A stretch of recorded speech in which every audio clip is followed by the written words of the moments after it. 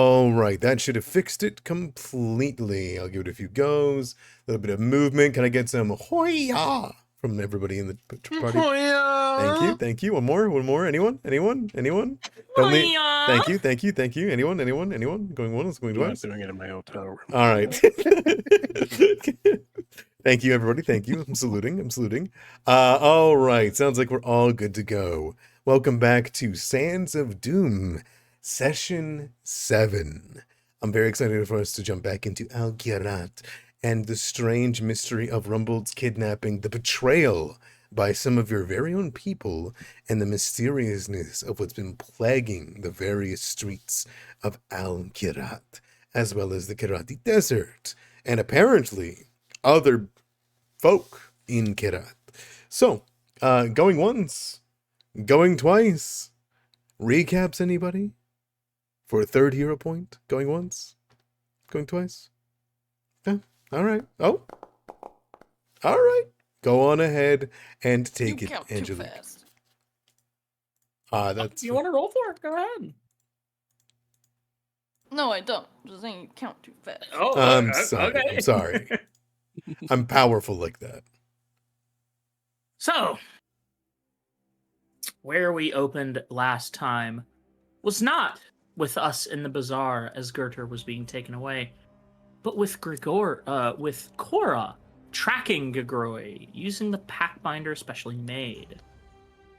Normally, an imp on the run could be found in the slums, far from the center of the city, but Cora tracked Grigori where his soul could be felt to a hookah bar, not far from the Great Bazaar. The Nomad's Rest. Resting in a bit of a... Oh, excuse me. I've been drinking a lot of sparkling water. The Nomad's Rest, only ever getting sunlight on the highest of noons, a cold spot in a hot city, due to its location between a river and a plateau. Walking in, speaking to the man, he suggested that while he hasn't seen an imp, he might have heard one, and that he had a problem of his own. Some people that come by at certain times, that perhaps if Cora helped with that, he could help Cora. Promising to find him later in the day, Cora met with us. Standing in the bazaars, Gerter was dragged away. Updating each other on the respective situations, and finding out that Ribbit had some sort of incident that had his shop relocated to the slums, Callista went to go find Ribbit and his pet shop, while we headed south out of the Ruby Gate, and to find the orcs' encampment. We leave, we trek the desert, and after some time we find it. The orcs warding us off with a stern warning of some sort of curse, or perhaps disease, or maybe some strange mixture of the both, as we engaged in Macrum, and Cora fought non-lethally, of course, and earned us passage into the camp. Rahima went to speak to the orc chieftain, bless you, and found that both the chieftain, Azuhuari, is that the name correct? Ahuatsi. Ahuatsi. I mixed up two letters. And their Triceratops Zuma were both suffering from a curse known as mummy rot, something that slowly replaces the body with red sand. There were only, after some deliberation, 2 possible cures. One, we used a gift from Morgiana, spoke to her, spoke to the vizier, found that he had a scroll that could stop the curse, but not exactly a cure, more of a stop. Secondarily, Cora remembered from the initiation process of being an arbiter, of Lifebane, a powerful poison, but in the right dose, like many medicines, it could cure all afflictions once per lifetime. Splitting up to find it, one group went to the city, was able to very easily fetch the scroll from Morgiana and make it back, while the other group, Rahima, Cora, and Arano, looked around in the plateaus and found some lifespan, just enough of it that had to be wrapped in red sand to keep it up. After some attempting to figure out the right dosage, we fed it to the Triceratops Zuma and attempted to use the counteract scroll on Mummirat, and it completely failed. The chains wrapping out around Ahuatsi and turning into sand, we had enough of a dose left of life bane for a second dose. Giving it to them, they would have to fight the poison for 8 hours, but they would live, thanks to Rahima's and the Silent Serpent's guidance.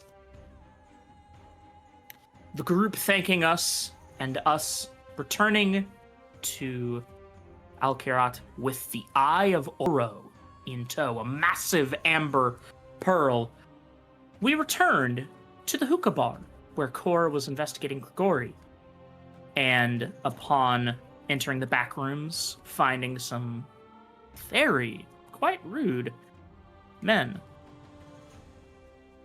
screaming about how his son had been kidnapped, but barely even speaking of the son's name. He had to be asked what his son's name was. He left. And in the back room, we hear a skittering of a small creature. Charging into the back room, we expect to find Grigori, the imp we've been searching for, and instead, we find a small child, a tiefling boy, who asks not to be returned to his father. And that is where we left off. Absolutely. Thank you so much. Take your third hero point and we can jump right into it. That being said, I am excited, but I do have one teensy tiny question for you, Rahima.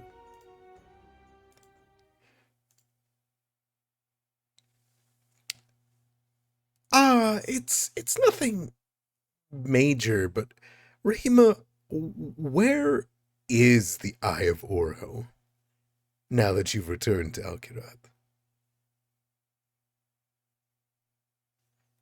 Oh, I can't hear Salem. Can you guys? Hello? Salem I has- cannot. There we go. Oh, now I can. Sorry, I forgot to unmute my actual microphone. Sorry. That's okay. On me, on my person, I would Yeah. think that it is in my pack, wrapped up. Okay, so not visible.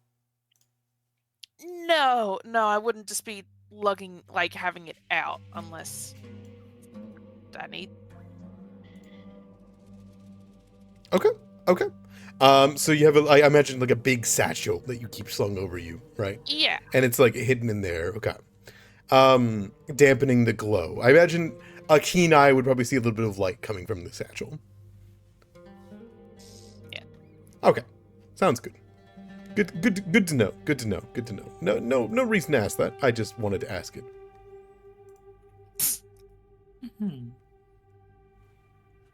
As we come back, swamped in incense and the sense of a myriad of kaleidoscopic smells, sounds, and sights, there is a magic that runs through the Nomad's Rest, as there is the cool, chill air of down below.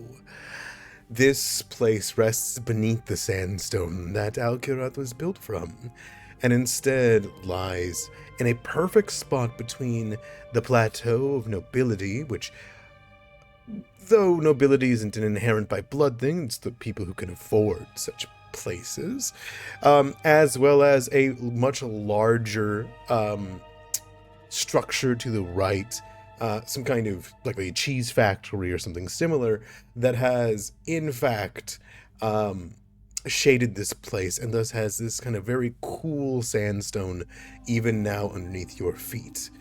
Now that you guys have made your way to the bottom and you can smell the food, which is a lavish amount of pomegranates that have been opened up and mixed into drinks. You can see teas that are being like poured next to some very spicy and cut meat, which you can see has been dried and is delicious, though has a little bit of a twinge of heat to it. The smells absorb and surround you, as well as the sights, though I think nothing has been more disorienting than Jerry Creighton's words, as he had already left after demanding his son be returned, especially this being the second arbiter that he has spoken to. The other ones seem to have gotten nothing done. 3 of you have moved to the back. Ignis, you rest on a pillow, watching the overall situation, taking it all in.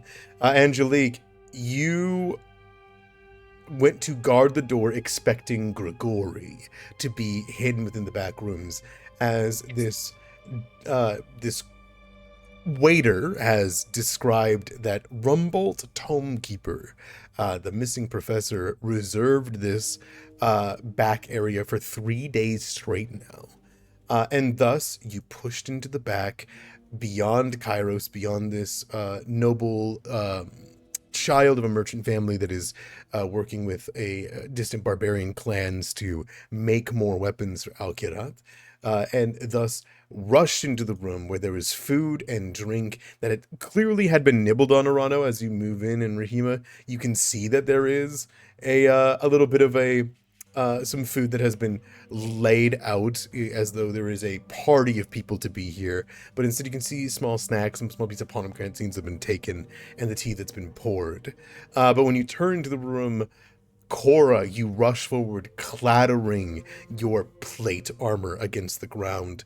You reached down, going for this culprit of an imp, and when you threw the pillows up in their finery, your claws almost daring to thrash the silken velvet that they're made from, you heard a little bit of a cry, and then a hand go up of not the red of an imp, but instead pale as the moon. A small hand with blackened fingertips. Then, between the hands, as it opens, looking up at you, seeing you hesitate, bright red, hellish eyes, 2 fresh horns poking from the cranium, and long white bleached hair running down the back, in a small black cloak. The black cloak you immediately recognize, Cora, to be something that the church gives to young acolytes and orphans, free clothing that they give out. And you'd see that there are small blackened like ichor stains down the eyes, as though this child no longer cries tears of liquid, but instead this brackish substance. And you hear him say, "Please don't take me to my dad." What do you do, all of you?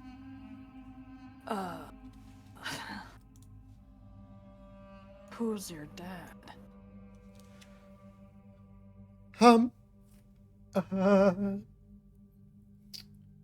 My dad is dead. She narrows her eyes at him. He puts the hands up a little bit more and says, Dad, I don't have a dad. She narrows her eyes a little bit more. Kind of like shields the face and looks over and clearly is looking for help of some kind, before eventually kind of buckles a little bit and says, "Hey, just don't take me to the ship, please." I need his name and I need your name. You're not who we were expecting. I'm Zeph. Cora sighs, and I hope Zeth can tell it's not because of him, but this just got a whole lot more complicated. Give me a sense motive. Anybody who's looking at Zeph can.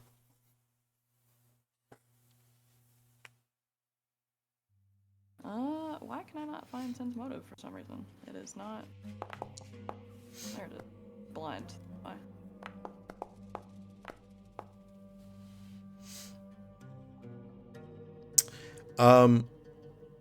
Orano, and Cora, you both recognize the taste of the name is fresh for this person. But there was no instinct to say anything else. It's strange. They definitively said their name was this, though it was natural, but you can tell from afterwards, they look almost a little bit proud, but also at the same time confused. How old are you? Yeah. If you don't mind me asking. I'm 13 in 4 months.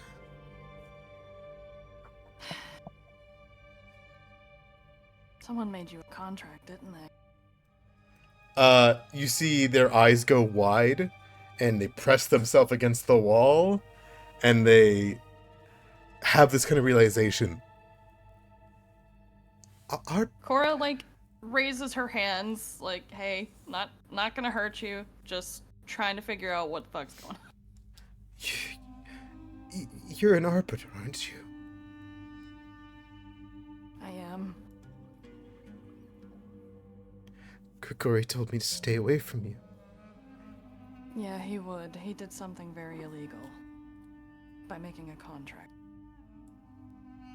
But, if my feeling is correct, and I'm sure it is, then I think we just met your father. And I get it. Trust me, kid, I get it. He looks down. He's not my dad. Not anymore. She kind of tilts her head. She's thinking. She kind of glances over at Rahima and Arano to see, like, if their thoughts are on their faces or not, but she's pondering something. Rano is stone-faced. You can make a sense motive or read or whatever if you want, but it's cold and flinty. What about Rahima? Rahima, I think it is pretty like nakedly on her face that she is concerned. This is just outside of her wheelhouse in many aspects, but she definitely, I feel as though she's probably like, yeah, I think she's just very concerned. I don't know if she has any like further insight. Okay. I think she probably wouldn't look too deeply into it. Just to make sure, is his name Zeth or Zeph? Zeth, I can hold on. TH? Yep, TH. Okay, I just want to make sure I'm not saying it incorrectly. Thank you for the clarification, Rahima. There we go. Cora kind of drums her fingers on her armor. She's crouched down to his level at this point. Okay. Seems a little bit more Before comfortable with that. Yeah. Before she sighs again, like a hefty, like bone-deep sigh. So look, my job as an arbiter is to arbitrate, to repair things in a fair manner for everyone. Considering the man I just met that I'm sure is your father, it feels a taste unfair to send you back. However, what Grigori did was extremely fucking illegal. So I'll tell you what. Let's make a deal, you and... Did he happen to tell you where he was going next? Or do you know where he is? Even better. If you give me any information that I can act on, let's just say I can bring you to the church and maybe we can work something out. Contract. Our And Dad contracts doesn't were have to illegal. know. Kids like me. They are.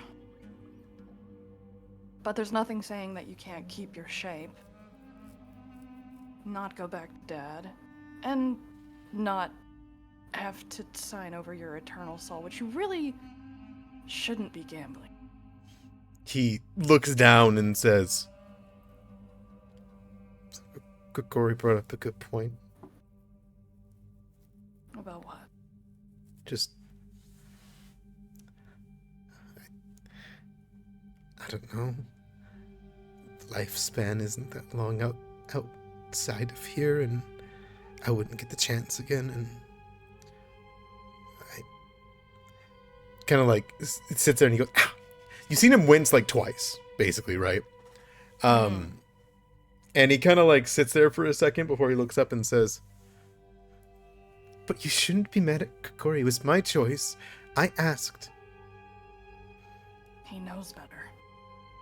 He knows better. I will deal with him. Don't worry about it. What's hurting you? You look like you're hurting somewhere. You see he's pressed up against the wall.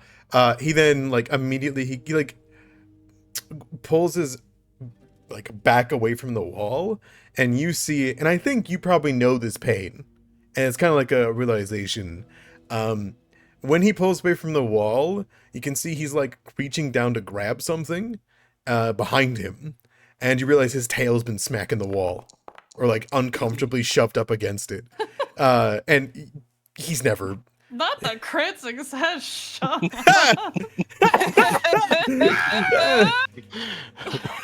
Don't rush me, Jenny. Was that like me? Alright, Bitch. damn. Like, Alright, damn.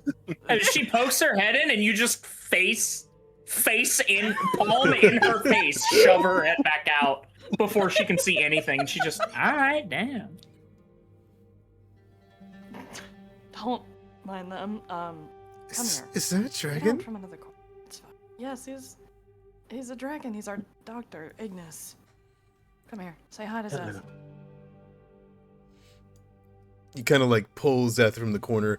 And to be clear, as you kind of get shoved out, Angelique, you can see that the worker here is like business, business. Yeah, he's very Business. much like, business. He's like cleaning the same area 3 times in a row. Yeah. Arbiter business. It's like when somebody is arguing outside, I suddenly have to sweep my porch. Yeah. Yeah, I've gotta mop the concrete. Like, Yeah, like 3 times. What's going on over here?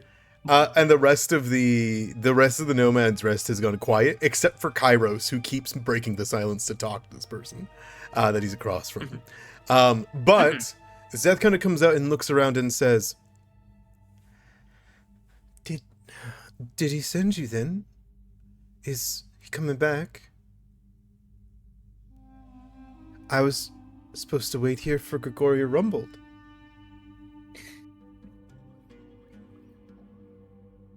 she kind of like sucks in a breath.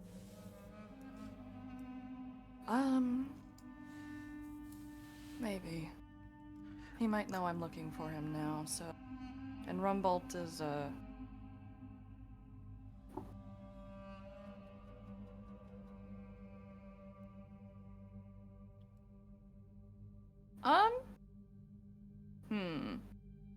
GM, do you think I would know if Grigori is aware that we're searching for him at this point? I don't... If we waited here, would I have a good hunch that he would come back, according to what Zeth He said? should. According to Zeth, he should have been back by now. From what Zeth has been looking like, and Zeth has been hiding back here, you think Zeth expected Grigori to be here maybe days ago. Okay, so then something either might have happened or he got tipped off in some way. It might be. How long have you just been waiting back here for him? 2 days. The owner knows, but please don't be mad. Rumbold asked very nicely. She shakes her head. I'm not mad. You haven't done anything wrong. You were taken advantage of. I'm mad at others, not you. I mean, if I'm honest, I did it first. Desperation is a hell of a motivator.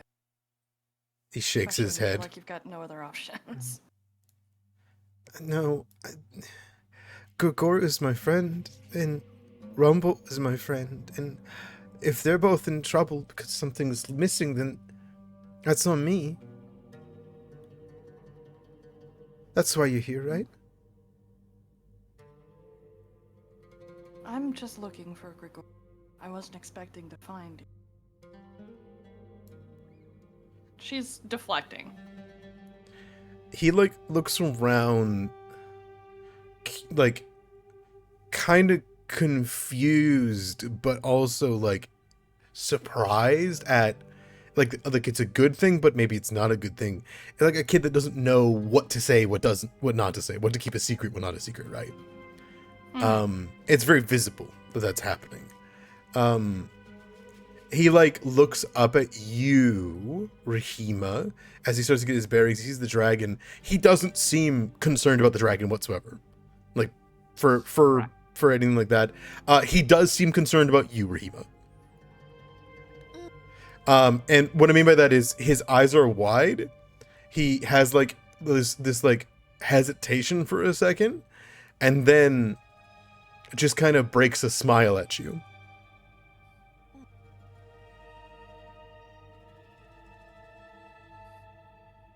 Yes. Are you okay? He like holds his chin up at you and says, Yes. Yes? Why, you're looking at me like you know something.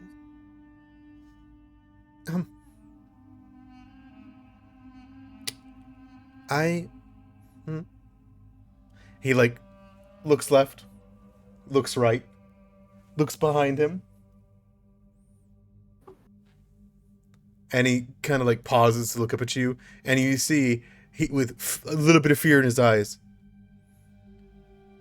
Is your dinosaur gonna pounce me? No. Well, first off, he would not, but he's not the kind of dinosaur that would anyway. So you're safe from any pouncing from Hauke. Okay. He like looks around. Still, there is a missing creature, you know, ready like at any now time. He's in an enclosed room with a lot of hiding spaces. Correct. It's now become his he is now in a habitat, you know. He just kind of looks up and gives a nod and says, Thank you for reassuring me. It's So- okay. You came here for Grigori, but because of what Grigori did, Grigori didn't steal those things. Steal what? He like looks down a bit sheepish. The museum of studies. Museum. Maybe you should start at the. Will it get Rumble in trouble or Grigori in more No. trouble? No one's in trouble. Give me a make an impression. You got it. Anyone else is Make also an welcome to do that. impression. Am I able to aid? Sure. I would appreciate the aid because I am not very good at it. The I'm only also not impression I very can good at make it, is hence scared. why I'm just aiding. Make an impression.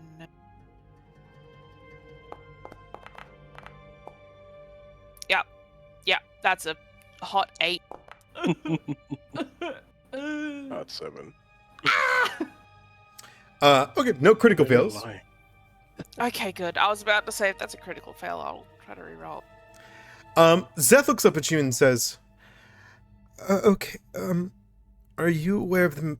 You're aware... I guess you have to be aware of Jerry Creighton. The worldwide, well-known tomb delver? Researcher? She has to, like, push herself not to make a face. She just nods. Just, yes, I am aware of this individual. Yeah. Well, I came on a ship with him here from Telenium and from King August.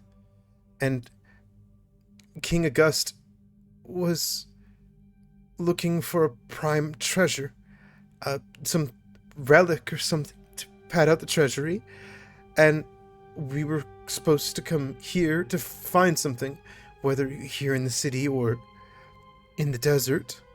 And when we arrived,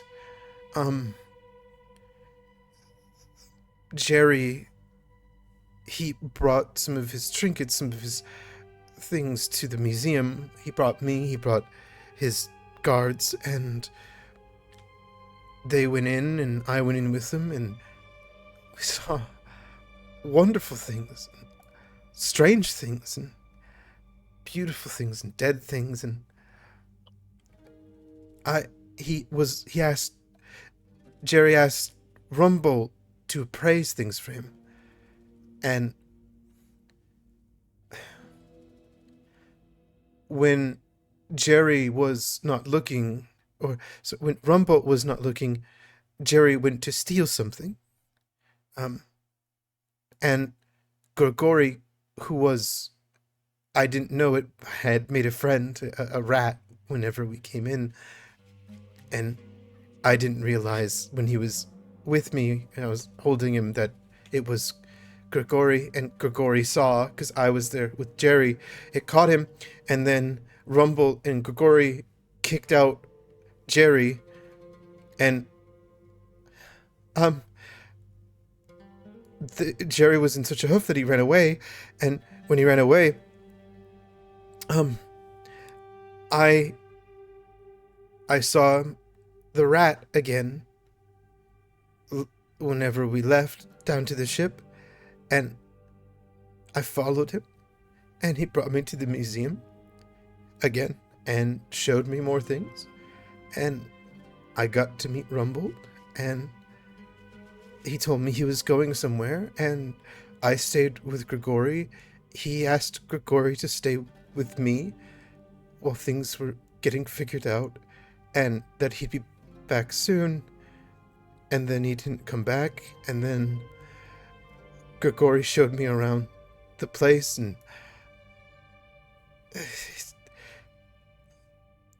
eventually something happened at the museum, and it was blocked off. Grigori had me come here instead. They paid for a room back here, and I haven't seen him since.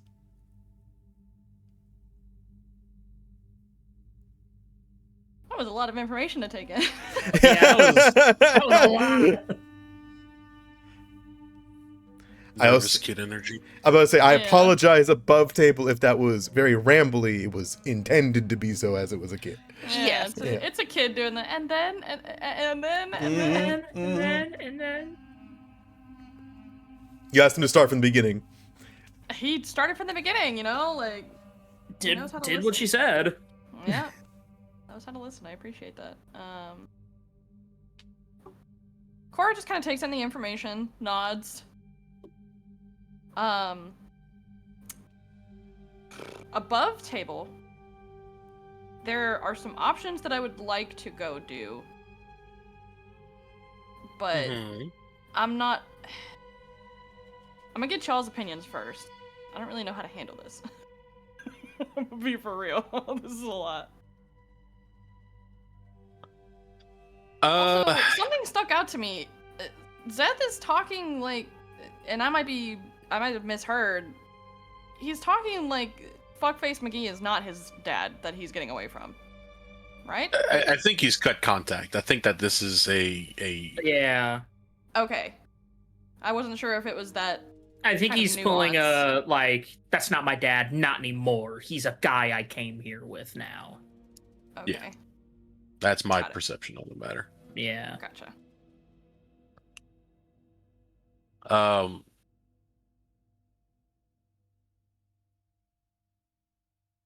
I mean, I have a certain way that I would go about this, and it's not directly pleasant. Grigori is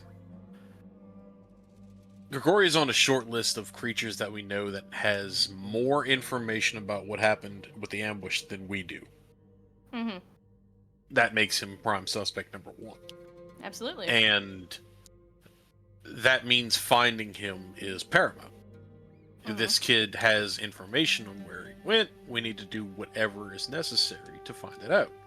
And I feel like if we bring this kid somewhere outside of this little sanctuary that he has, somewhere with acceptance and food and water and security from his father, who was in the next room, his ex-dad was in the next room braying about finding him. If we bring him to a place where he feels he's safe, he may open up. It's better than just shaking him like a wet rat. Yeah. That which is is true, option but I mean, 2. he's already said that, like, he's been here for 2 days, and Grigori said he was going to come back for him and then didn't. That gives me the impression that he either knows that we're looking for him or something happened. Or Personally. there is also the third option. Grigori just straight lied to the kid. I mean, yeah, he already made an illegal contract, etc., etc. Yeah. It's entirely possible he was like, just wait here for me to come back, and then just ditched him to be a, like, red herring to throw us off. Dobby is a Which free imp now. means... Yeah, which means that he would know. Yeah, you're right. Above table, I may be letting previous meta knowledge bleed into this, but do imps possess power to offer contracts? Number 1. Number 2, do those contracts have the metaphysical properties of allowing someone to change their ancestry? Yes. Yes and yes. Okay. Imps are the the main contract So offerers he in El Kirat. wanted to break ties with his dad. Breaking Yes. ties with your ancestry would be Pretty solid way to do it. pretty symbolic. But you have to be an adult to make a contract, and this is not an adult. So, No. This not is to a mention little the bit. fact Grigori is already spoken for as far as contracts go, so he cannot make another one. Above table, I'm gonna keep it a buck. What I would like to do is adopt the fuck out of this kid. Let's get another adopted baby. Yay! Open hand, go for it. But I gotta talk to my husband about that. That's not a It sounds- You just walk in with a kid. Hey, look what I found. Hey, we're parents. Yeah, no, the It's- lizard is one thing, a child is another. And a whole ass orc. Yeah. And an orc man, fully grown. It sounds like your husband just has to accept some things in life. It's true. Like, this is just how it is. Sorry. Like, finders keepers. That's literally the rule, dude. Come on. Yeah. I found the orphan. I get to keep it. Regardless of that, the state, capital S, would definitely be interested in 1, protecting this child, and 2, not letting slip the things that have happened You know what I mean? Yeah, there's some big firsts that have happened in the last day and a half. Yeah, that's kind of the thing, right? Is that no matter what, and I do mean no matter what, like this kid's contract is getting nullified. It is getting reversed. However, considering the circumstances of why he made it in the first place, which is under extreme duress if his fucking dad's anything to go off on, maybe I can entreat the church to throw him a bone and let him stay a tiefling, but I don't know. We're that's the thing I'm gonna figure out whenever we get there. I still need to find Grigori some fucking how. Yeah, I think that if we facilitate this kid's material needs for safety, get him away from literal arms spitting distance from his former father, it may go a long way to help with that. Okay.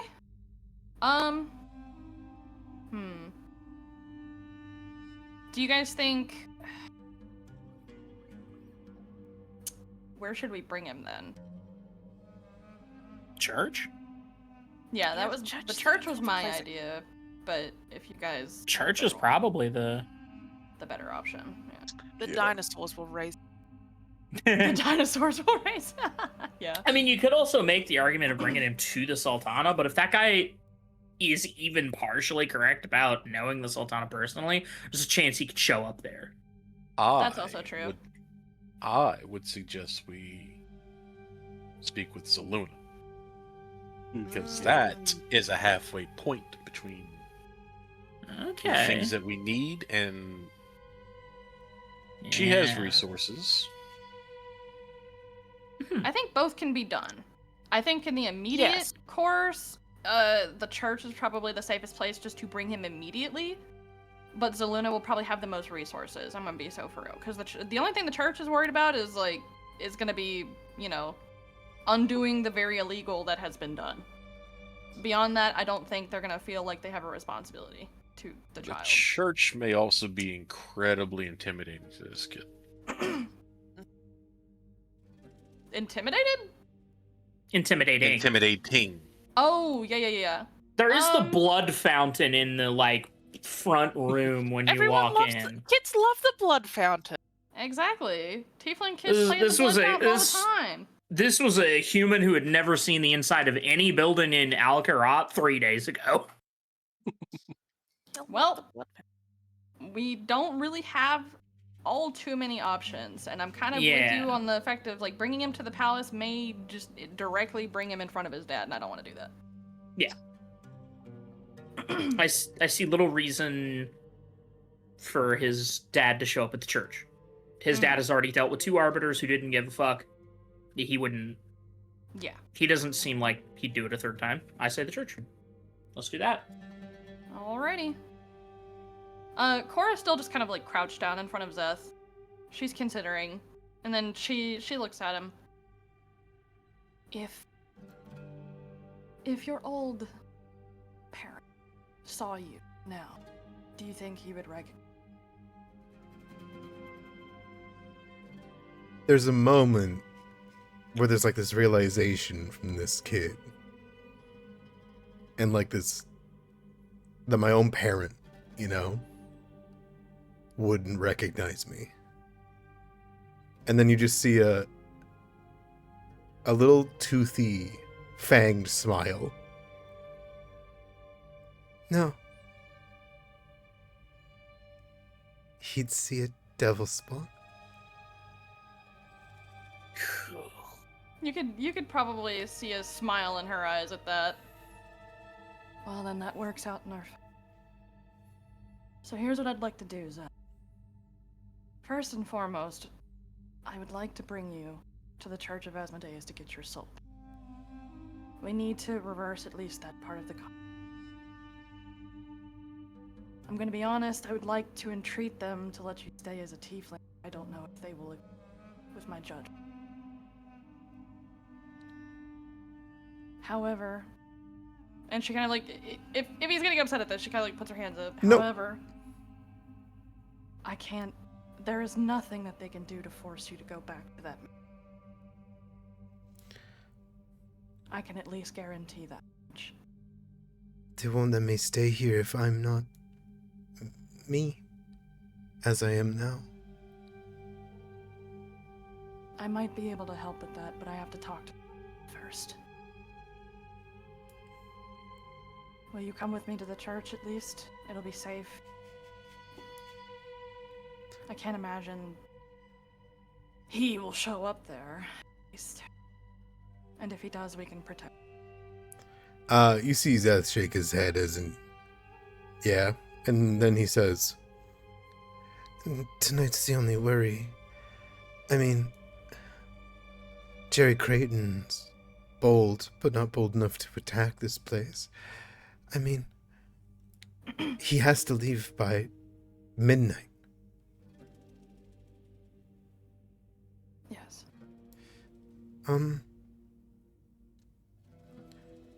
Could I ask a favor? Depends on the favor. Before you bring me to the church, can I go back to the museum? To what? The museum. She kind of like raises an eyebrow. Are you sure that's wise? Kind of looks down a little bit.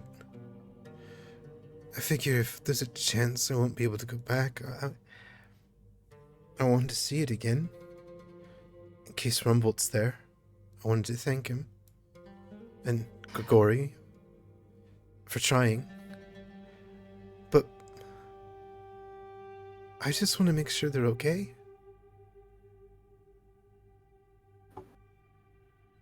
Cora like taps her hand, thinking. Yeah, I don't see the harm in it. I don't think they'll be there at this time of night. The museum is a nice place. I'll go to the church as soon as that's done. Oh, you're not going anywhere without me. We're going to the museum together. And she stands and offers him a hand. Nice He try, though. nods and he goes, I'm almost 13. I don't need to hold... and he just grabs the hand. Aww. All right, to the museum. To the museum. He like stops whenever he looks back and he realizes, Angelique, are you peeking your head in the door? Yeah, she's like now fully standing in the door, like leaning against the doorway. Okay. He kind of just looks curious up at you as well. Archetypical human standing here, right? Kind of looks up and down and says, You're in exile. No, I was, maybe born's not the right word, but I was born in the area. You look like you're from Talimbre, though. I've never even heard of Talimbre. he kind of looks taken aback at that and then just nods. No, I was, found in the desert. There's a slow nod.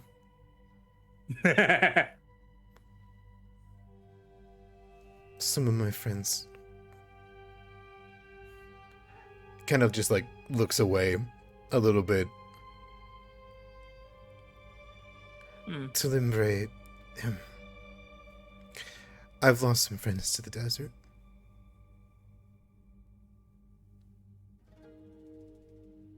Yeah. So, And he'll if you currently you guys are blocking the door, but I imagine right. Cora is the Yeah, one that's guiding I- them through. yeah, we'd move out of the way for him. Sure, Yeah. sure. Yeah. Arano, you've been relatively Move out of there. quiet watching this over. Was there something you were looking over, or you just letting Cora take the lead in this one because it's up the alley? This is her rodeo. This is her clown. I'm letting. My Am. clown. There's definitely a sternness to him in all of this, and the different revelations that have been made, but uh, those who know him better could probably infer that he is uh, stifling some louder uh, emotions.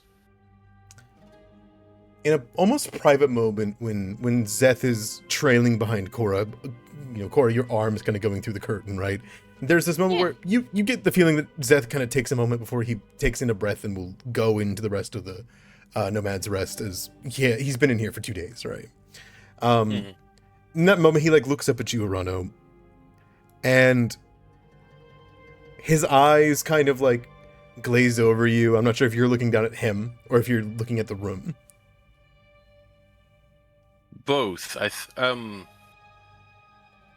Hit me with a sense motive, man. Sure.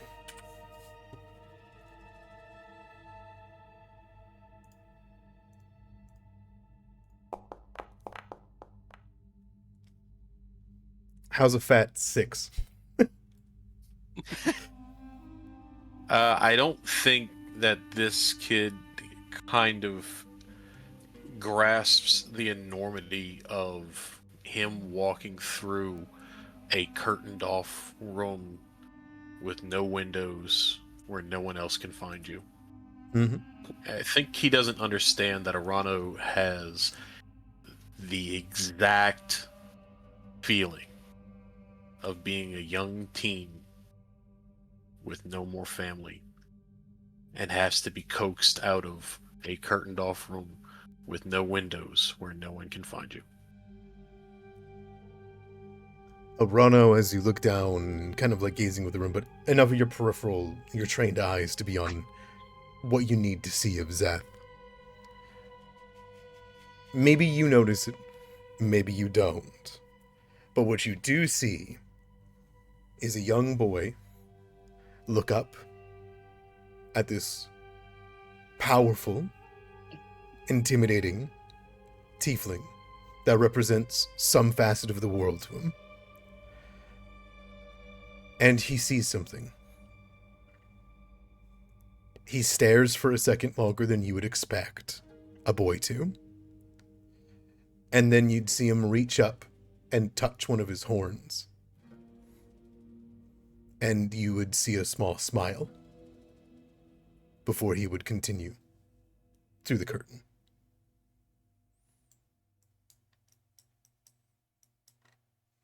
Alone with no one else to see, his eyes dart back over the room one more time. And he gives a sad half smile before screwing his face back on and walking back through. All right. Now you see Kairos looking over, and everyone in the room is looking up at Zeth. But the moment that one Arano, your eye goes over them. Cora, I imagine you're focused on Zeth more than everyone else in the room at the moment. Yeah. As soon as Arano, your eyes gonna go over him, you see everybody just put their heads down, back into their business, begin talking. Save Kairos. Kairos looks at you, Arano, in kind of the room, and gives you the look of a stern man on watch, that is ready to go from the dime of I'm having a conversation, I'm a civilian, or I'm having a somewhat civil conversation, into I'm a soldier. He's looking at you as if, is everything good? Does he need to make that switch right now? He will, for you. Yeah. There's an understanding between them. And Arano gives the subtlest little shake of a head and indicating that they're heading out and that they weren't here. Kairos will nod and turns and says, Frontward, we can only provide 20% of the coins necessary to continue creating such alloy. And kind of driving a bargain as Cora, you with a hand in hand can guide out Zeth. Zeth looks around the area, though is curious at everyone here, but it seems like he knows this spot a bit. Like he's been in this room obviously before. He follows you up the stairs, kind of curious. You'd see the owner look up at you, Cora. He doesn't look like he's like trying to avoid looking at Zeth / avoid like looking at you, as though if nothing needs to be said, then it won't be said. But like he doesn't know if he's in trouble or not. Yep, nope, she keeps to her word. Emphasis on the only looking for Grigori and leaves. Okay. The moment... Himo... Oh, go ahead. Oh no, I was going to say, as soon as we get outside, Rahima will whistle and call for Hauke, but... Zeth puts a hand over his head. Just immediately. Hauke swoops him away like a whole... Just carried away. Kidnaps his ass. Into the sky. The moment that he goes outside, that change in demeanor happens. He looks up at this place that he's seen and heard so much about, only been in the bottom of the streets.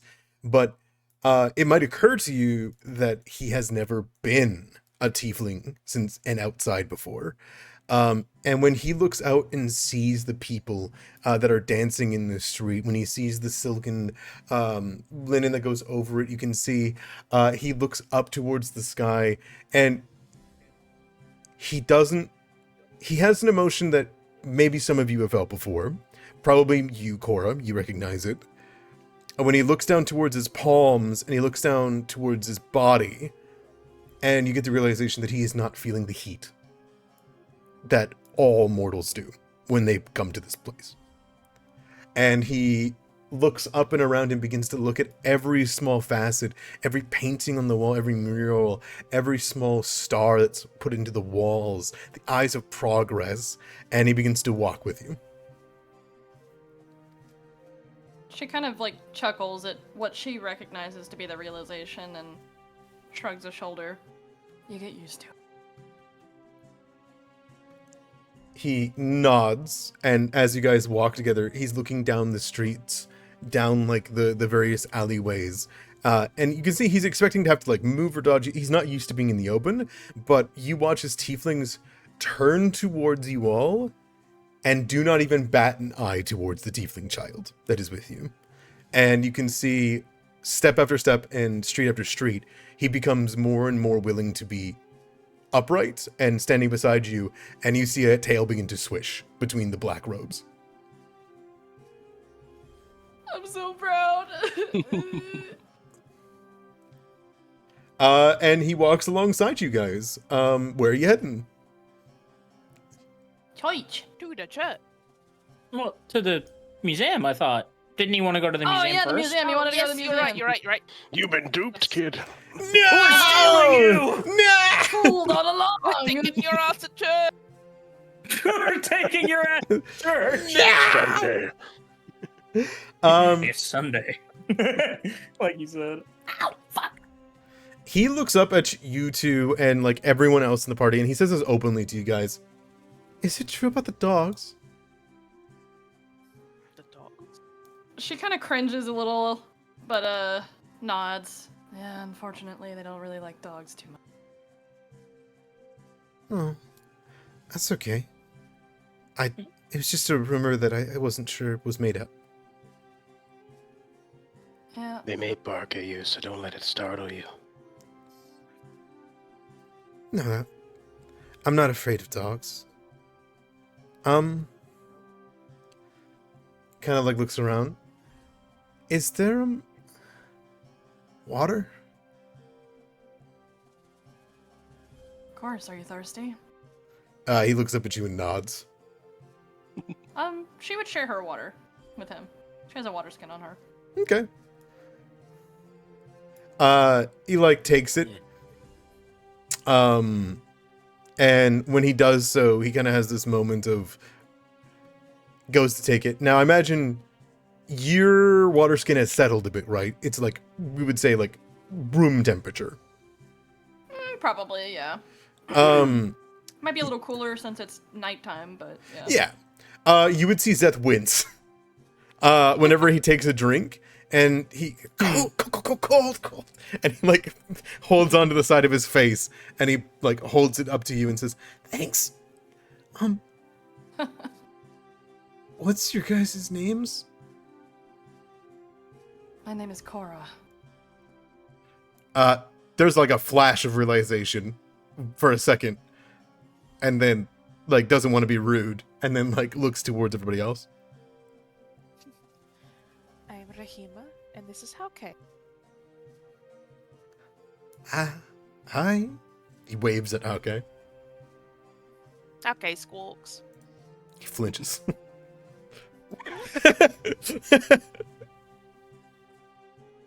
Name's Angelique. He nods. I am Ignis. He like nods at that, kind of taking it all in. He looks up at you, Urano. Rano's doing his normal gazing around, making sure, doing a passing sweep, da da da. I'm Urano.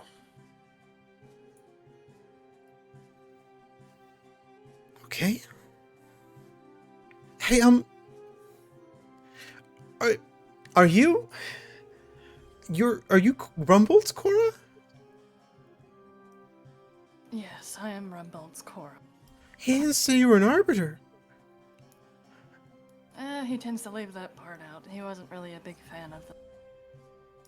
Kind of like looks around and says, "Oh, is that why you're here, not on the expedition?" For the moment, I think she would opt to lie and say that, you know, the work never stops for an arbiter here. I bet you wanted to go with him then. Yeah, always. I hope he's okay. Sure he is. If that desert's as half as scary as Jerry made it seem to be, then Rumbold's experienced with desert. He knows what to... nods. As you guys kind of come along with each other, heading down the ways and going between the streets, it eventually comes to the point where you're at the long avenue with a water canal where you can see tieflings on small little rowboats swishing in between that are doing dances or giving small guides to clearly the tourists and mercenaries that did fail their expedition or were not able to go in recent or packing up to leave on individual expeditions to Kunitin Keep. On the long avenue down where you can see all the way to the church, you can see Zeth stares in wonder at it in the distance. In like his big red eyes reflected on it in a bit of the, it's a low darkness. It's still like the purple of sunset. You know that strange time that there's like purple and orange in the sky and a little bit of light. He stares at it at the distance. And as you guys go by, you keep heading forward, and I assume you're heading right for the Museum of Nubian Studies? Yeah. Sure. Absolutely. The moment that you get about, shall we say, across the street of this large walled off complex here. So like down this way, past the alley, past a whole bunch of tents and shops and the like, and then down to this district here, which has a set of 4 buildings connected by 3 diamonds, which are 3 very large interconnected shops that involve handling clothing, armor, weapons, shields. As it kind of goes down the line, past that, lies the Museum of Nubian Studies. When you get to here, Cora and Urano can immediately tell that there is something wrong, because there is a set of about a dozen guards outside the museum.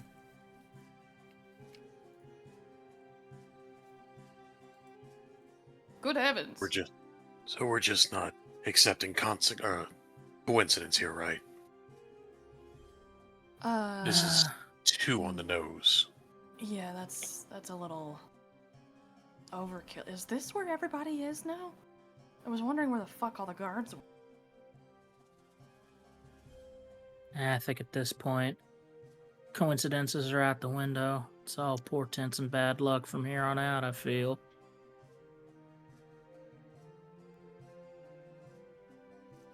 We head over. Or at least I do. Absolutely. Yes. Breaching the way and heading forward. It's clear that as you get closer, there's like this. It's not a fresh. You can tell when it's fresh. There's chaos, there's movement, there's people wondering if they should be here, if they shouldn't be here, if there's somewhere better to be. It's not that case here. There is a dozen guards, all fresh in armor, ready with their spears, some with shields, some with crossbows, all waiting around. You can see that there are one minotaur who is here, who is clearly putting back on some section of the wall. Some kind of intrusion clearly was breached into the museum, and you can see that they've been reconstructing it for a little bit.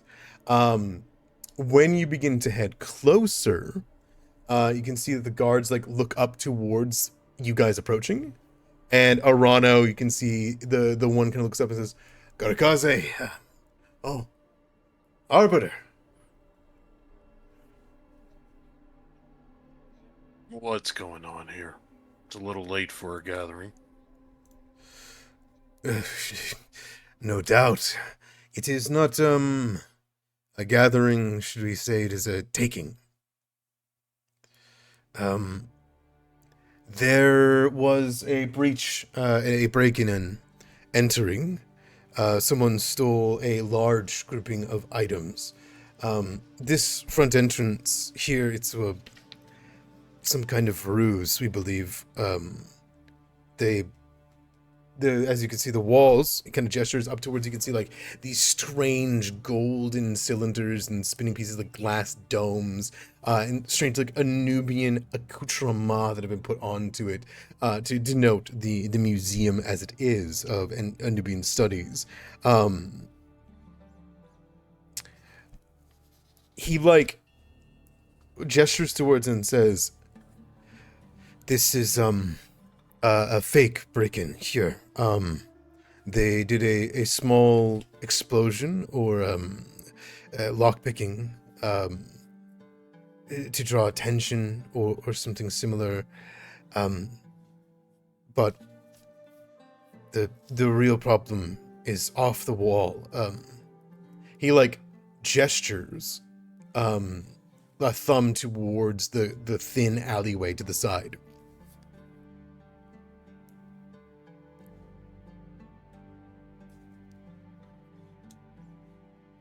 Can I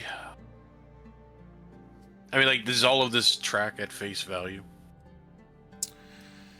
Does anything stand out as maybe missed or perhaps too obvious? Make me a recall knowledge. Zeth is trying to hang back, but is clearly too curious to see what's going on. Zeth looks surprised at seeing this quote-unquote attack.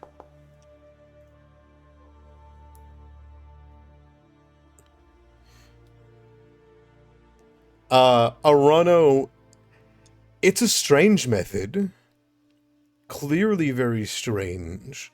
They would have to likely use devices that are brought here. You might think Grimfire might have been used, like a satchel Grimfire might have been exploded here at the front. But clearly it was either failed or it was meant to look very rudimentary. You can see there's like a couple of trinkets that were stolen. There's like some small statues that had Nubian weapons, like rotted and decayed, that have been recreated. Lots of like fakes are out here in the courtyard, right? Mm-hmm. Those appear to have been stolen or broken. And you can't know more without going inside. Okay. This definitely seems like a open and shut case from the front side that somebody tried to break in and failed. And then we were indicated to check the alley. Correct. Okay. Just wanted to make sure nothing out front was overlooked. Something we may, take for granted or I don't know. Absolutely. No. I am having a hard time describing what I'm thinking. Understood. The guard simply says, we don't have any initial ideas or wants. The college is freely gifted donations is what's made up of. It's foolish to take from it. It's free for people to walk through. During the day, at least. Private viewings and the like. Someone thinks that it might have been related to the activity you were talking about. It's gotten around these strange happenings. You know what I mean? He nods, still scanning, still looking. Have we had any witnesses come forward? None. Rumbold Tomekeeper, the owner, the caretaker of this college, is gone on the expedition. He's the only one that stays here. How long ago was this? From what we can incident? tell, few hours, half a day. There was the sound, the explosion. I'm surprised you didn't hear about it. It's what most of us have been handling over the course of the day, but there's been very little to go off of. The most we got was out of KL, who has moved on from this place. He is who indicated to send any of, if the Arbiter Korra arrives, to go around back. Very well. We'll do that.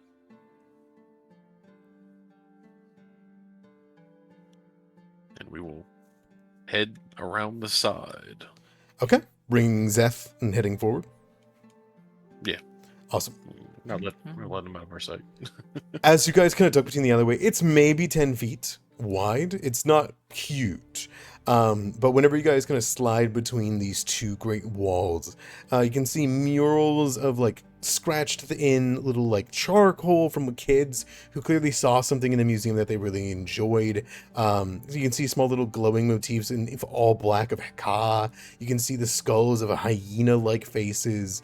You can see that there are like little spears and like fake hieroglyphs and the like that are put across it. And following where this KL has told to send you guys, you go to the end of the cliffside, and there's nothing untoward. You see the Rinhar River, which kind of runs, and there's a myriad of ships, more ships than usual in the harbors, because the expedition is here, right? There's ships abound. And you would see that on the right, kind of peering, it is immediately obvious to you. It is almost immediately a sheer cliff. There is no real good way to get to the backside of the Museum of Anubian Studies. However, you can see scratch marks, blood on the wall.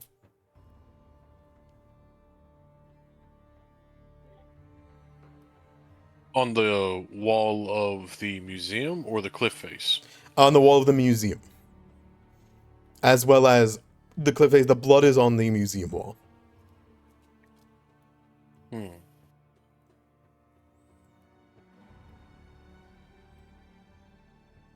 Like, and the breakage into the wall is as well? Like there's a missing portion of the wall? No, it just climbs up to the top of the roof. And the blood is on the wall, not on the ground, but on the wall. Correct. Does it lead up? It doesn't. It's actually in a particular symbol. Arano, you read diabolic, correct? Yes. You can tell that it is a symbol. The symbols emblazoned are diabolic script in fresh-ish blood. I will try to decipher them. It's odd to do on the cliffside. It's hard to lean over it. You're getting a hard side view. Cora's there with you.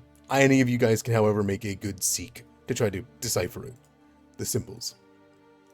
Okay. Is it just knowing diabolic? Just knowing diabolic will help you here, yeah. Okay.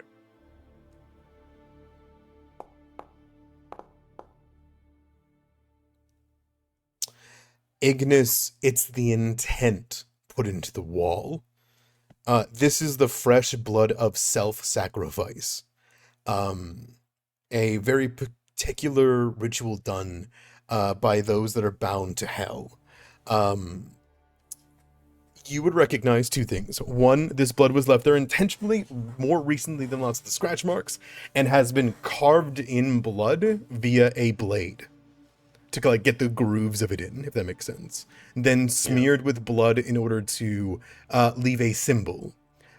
Because of this, you can tell that whoever did this is a unholy creature who intentionally has left something behind that wouldn't get washed away by the salt of the Rihar River and the splashing of the waves.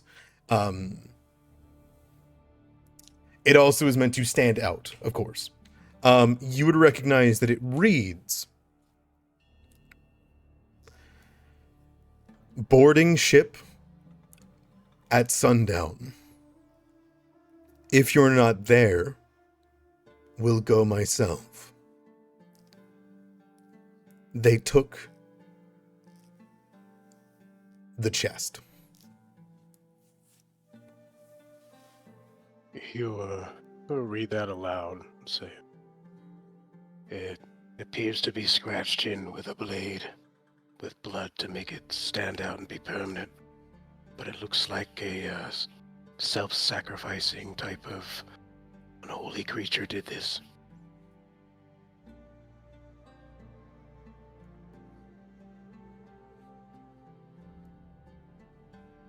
That was boarding ship at sundown, right? Boarding ship at sundown, yep. If you're not there, I'm going alone. They took the chest. The chest. Does any of that is like... Is that related to the party? Oh, jeez, I spelled ship wrong. Boarding shit. Boarding shit at sundown. Just Band name right there.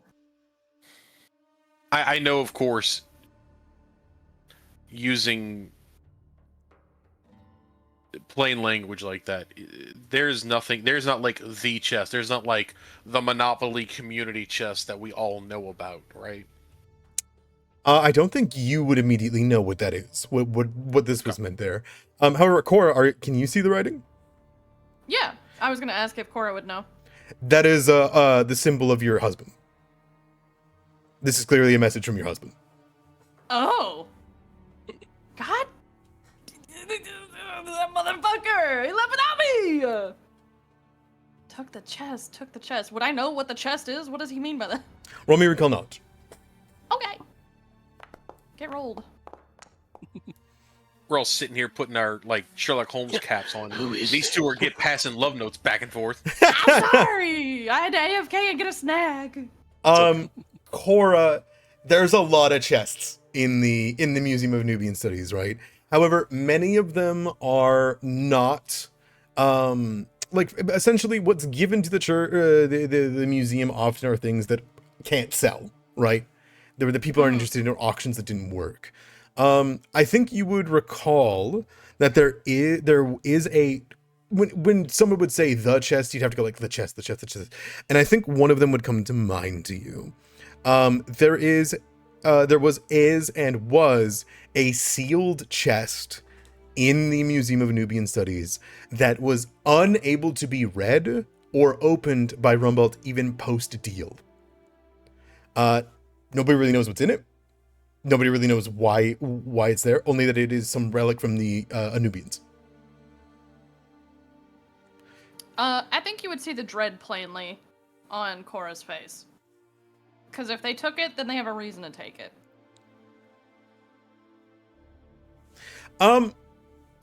Is this Rahima, something that Rahima would know as well? Rahima, I would say that you would know. You've probably seen the chest before. It was known for emblazoned with these blue indigo like colorations. It had magic that was lingering from distance. What made it stand out to you was it was clearly arcane magic that had held from the Anubian times. I see. Like emanating from within the chest or on the chest? Both. Like it was inscribed into the chest.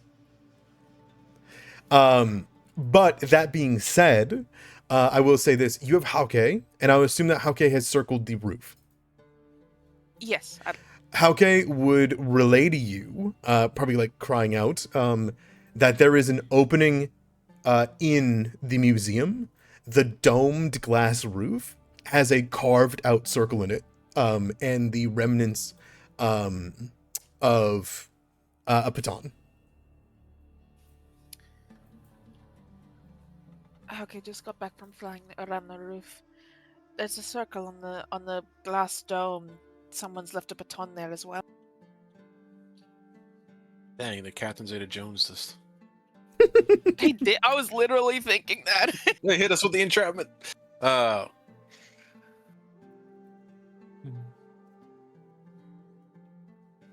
So this keeps getting better and better. Yeah. Do you let Hauke do a fly through the glass? I'm not trying to like tell you what to do. I'm just No, I that was actually going to be what I suggested Okay. next was that yeah. I was just curious. I'll keep it brief for you. Hauke flies in. Hauke flies out. Hauke has a concerned cry. That area that is like where the dome is one of the more beautiful areas of the Museum of Nubian Studies, right? Because there's the big dome, there's the gold, there's some murals that are from the inscribed hieroglyphics that like beautifully like dance across the gilded gold areas. That is all to say, Hauke would alert you to many things are missing. A sarcophagus with a mummy in it is missing. Many jars are missing. Many idols are missing. Barrels and crates full of things for the employees and the tour guides are missing. Multiple plants are missing from the desert that like naturally grown plants that were able to grow in the cursed desert. Expended like dimmed heka, the trough of it, like the like not the amber that is already spent, if that makes sense. There is Lost its glow. Exactly, yeah. And the entire trough of that is gone, like thousands of gold worth. Could we say that we pursued inside after hearing, "Oh, the fucking shit's messed up"? Call, like, Yes. would we have? I would turn to Cora and say, "What's the path of least resistance to getting inside and seeing the damage?" She kind of chuckles and just nods at the front door. Walking in. Who do you think we are? I was hoping there was a service ladder here on the back or something, but if there's not... Oh, I don't know. Is there? Sorry, I was AFK for the front half of this, so I don't know. I barely know what the fuck's going on right now.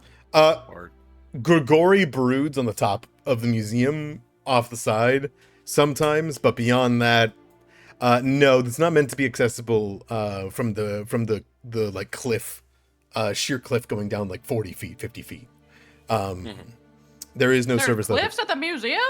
Yeah, What museum is this? I've got it. I've got A it. taller one. Yeah, do you see it there? Okay, yeah, I see now. All right, stop it. So you're gonna double back to the front door and ask to be entered. Yeah, you know, Okay. why not? As a reminder, as you go back to the front area, there is a clear explosion that's happened. A section of the front mural and a bunch of replicas of Nubian weapons and shields and garments, and like the front area, the carved in sandstone that reads the Museum of Nubian Studies is literally halfway exploded. That says Museum of and then that's it. There is a minotaur who is working at piecing it all back together, like collecting the pieces and putting new ones in. You can see the door is covered in scorch marks, but it appears as though the lock's held and like that nobody got in. Okay. If there's still guards there, Cora would request them to be unlocked so that they could go in and investigate. The guards kind of look over. We don't have such keys. We could go request it from the Sultana. There's a tug on your arm, Cora. She looks down. Zeph's holding up a key.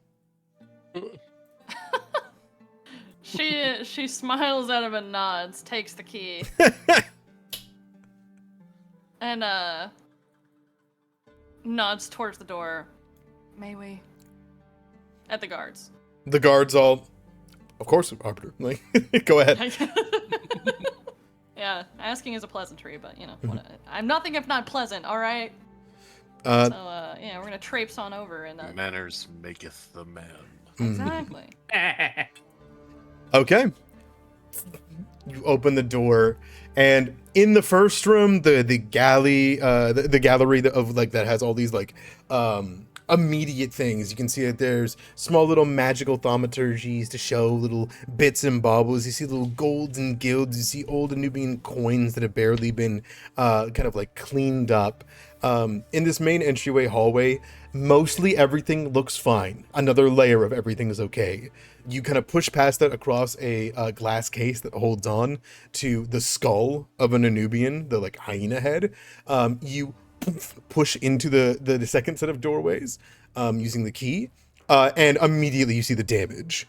The vast majority of the Museum of Antiquity Studies is gone. The lecture hall has been rifled through and has been stolen from. You can see that there was a Nubian anatomy, like the bone of like a mummified a Nubian that has been completely taken, wraps and all.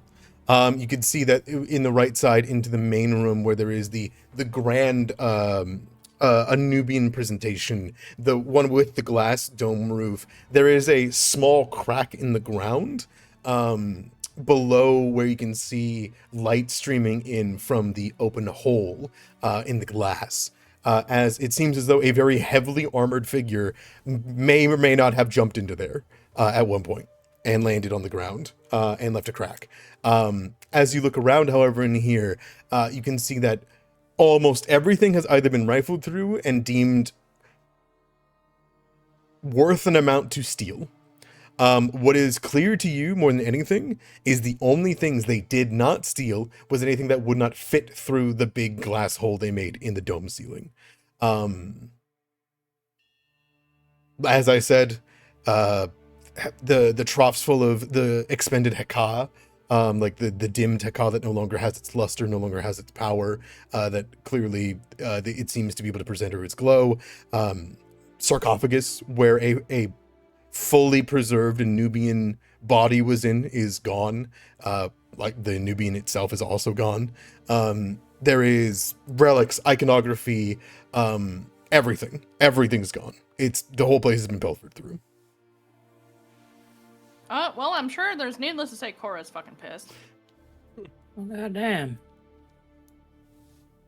They took everything and what was bolted down. This is like entirely unprecedented, right? Oh yeah, nobody steals from Kirat. And needless to say, nobody goes for the Nubian studies. Anybody that knows their salt knows that you don't. This is the stuff that was donated, right? This isn't worth the thousands of gold. This is like the 20 gold, the 50 gold, the 20 gold, the 10 gold, the 5 gold, the 1 gold, that kind of thing, right? Like none of this is like a grand thing that anyone would receive. Looking over towards where the chest was, however, it is a monument to the fact that there is a belief that the Anubians studied arcane magic and the occult, despite being very divine in culture, right? Worshippers of the Aru. And not only did they take the chest, they took what appears to have been the platform it was on. Jesus. I Okay. think for the first... Yeah. Sorry. I was just going to say, I think Arano is just as furious as you are. Maybe not quite as much. This isn't as much of a personal attack, but it does speak to the disregard of what Kirat stands for, of what this represents. He's also fuming at, this is all coordinated, this is all planned, somebody talked. They've taken everything with an ounce of writing on it. They're looking for translations. They're like, he's quickly spiraling into the worst conspiracy that this possibly could be. Kagori? I think, yeah. Kagori! I think that verse is when you're just seeing him just go off and you were going to say You were, yeah. something. No, pretty much same, yeah. Same hat. Got it. Zeth is looking Zeth around calling? for Zeth is looking around for clearly Grigori. I'm interested to see if he finds him. No, Zeth like looks around and you can see he goes behind something and he clearly is supposed to be behind something, but the whole thing's been just taken. Like the replica of the armor set has just been completely taken. And he like looks up. Oh. And he kind of stops. And Zeth like take a couple steps back and points. Cora looks. When you go over there, you can see that there is, as you peer behind the small pillar, which is now missing its urn, this canopic jar that was on it. There is the distended, desiccated, but clearly recently cut off stinger of a scorpion tail that reeks of sulfur. Huh. You recognize it to be an imp's tail. Well, isn't that familiar? Would the Pathfinder react to this at all? The Pathfinder doesn't seem to be as. Do you kind of like bring it closely and like hold it up? Yeah. You see the 5 like the blood that the little bit of blood that Margot gave you of Grigori's begin to like fizzle out, and then you'd see it flash for a second, and you'd see the blood of Grigori becomes this hue of indigo blue. What does that mean?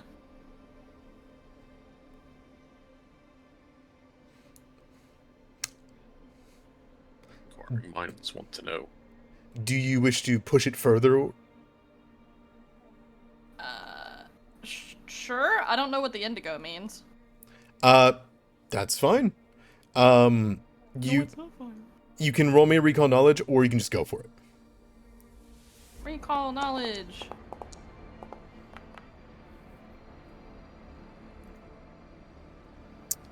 You do not recognize what that color would mean. Usually bluish, brackish blood like that means less oxygenated blood. This often can happen in this world seen in undead that still have their flesh, as blue blood pushes their body to move. That is not something you imagine happening to a devil, though, so you kind of write it off. I mean, it feels important to know, so I'll spend a hero point to try again if that was like a bad roll or something. Sure, you're welcome to hero point. It might give you more information. The color that it glows, you recognize it before, as the same color whenever anyone touches or interacted with the chest.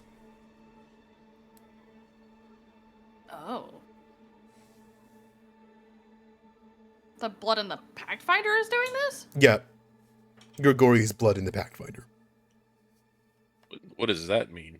When someone's blood would turn blue-black if they touched the chest? No, the runes of the chest, the magic of the chest would glow that color. Oh my god, they put him in the chest. They put him in the chest! Can it be so for real? I'm not sure what that means in this context. I might be confused.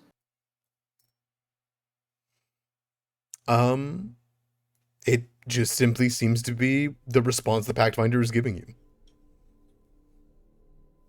And the Pathfinder wouldn't give us a bearing or a proof positive of life, correct? That is, if Cora pushes it further, it might.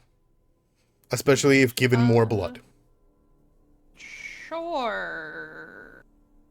I will try. I'm still pretty confused, but yeah. Absolutely. To be clear, this is completely unprecedented to you. Okay. You bring the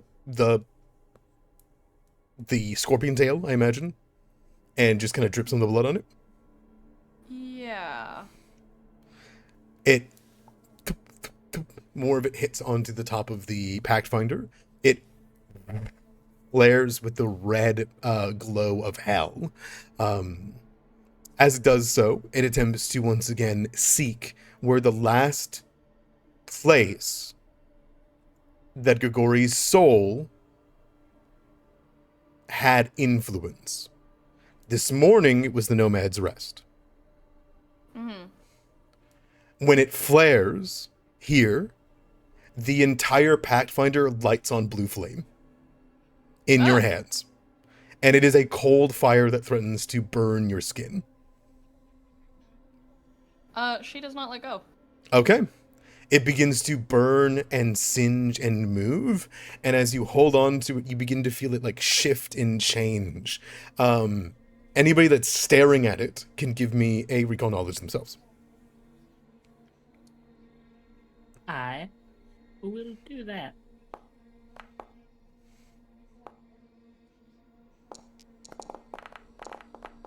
Sorry.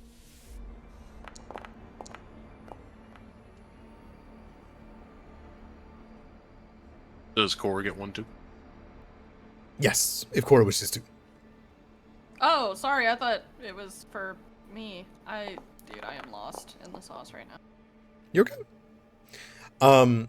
Cora, the moment you look down at it, you can see that this is not some kind of magic that you interact with. Same with you, Rahima, but you can tell it is old and it is aggressive. And it has clearly been interacted with. Not in a negative way. It does not threaten to harm you in any manner. That's not its purpose. Magic is very simple. It only does what it's told to do, right? It does not seem to be attacking anybody. However, it seems to be doing its job. Who recognizes that job, however, is Ignis and Arano. Angelique, you're just kind of lost in what this could mean at the moment. Arano and Ignis, you look at the fire and you see that it is not a fire in a traditional sense. It is mocking or attempting to corrupt the magic of the Pathfinder. You've seen how the Pathfinder works. It lights on Hellflame in a direction and the points in the cardinal direction with the star, right? It is attempting to overload the Pathfinder. It does not seem that adding more blood hurt it or harmed it, but it essentially has given it more of a grasp. But you both recognize that the purpose of this magic is to do one damn good thing, and that is to not let anyone find it. And you would watch as the Pathfinder burns into the brimstone that's carved from this substance from the Church of Asmodeus, and you would watch as it disintegrates into sand in Cora's hand, as whatever this powerful ancient magic that was inscribed into this chest is, it has effectively, quickly, and upon being triggered, destroyed the Pathfinder for attempting to find it. You two do not believe that it is a thing related to Grigori. You believe that that is the purpose of the chest.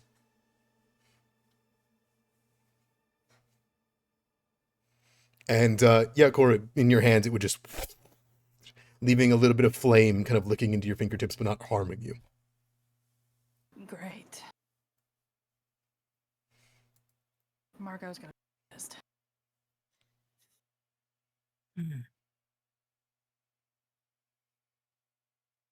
How long? Well, How long has this been festering under the skin?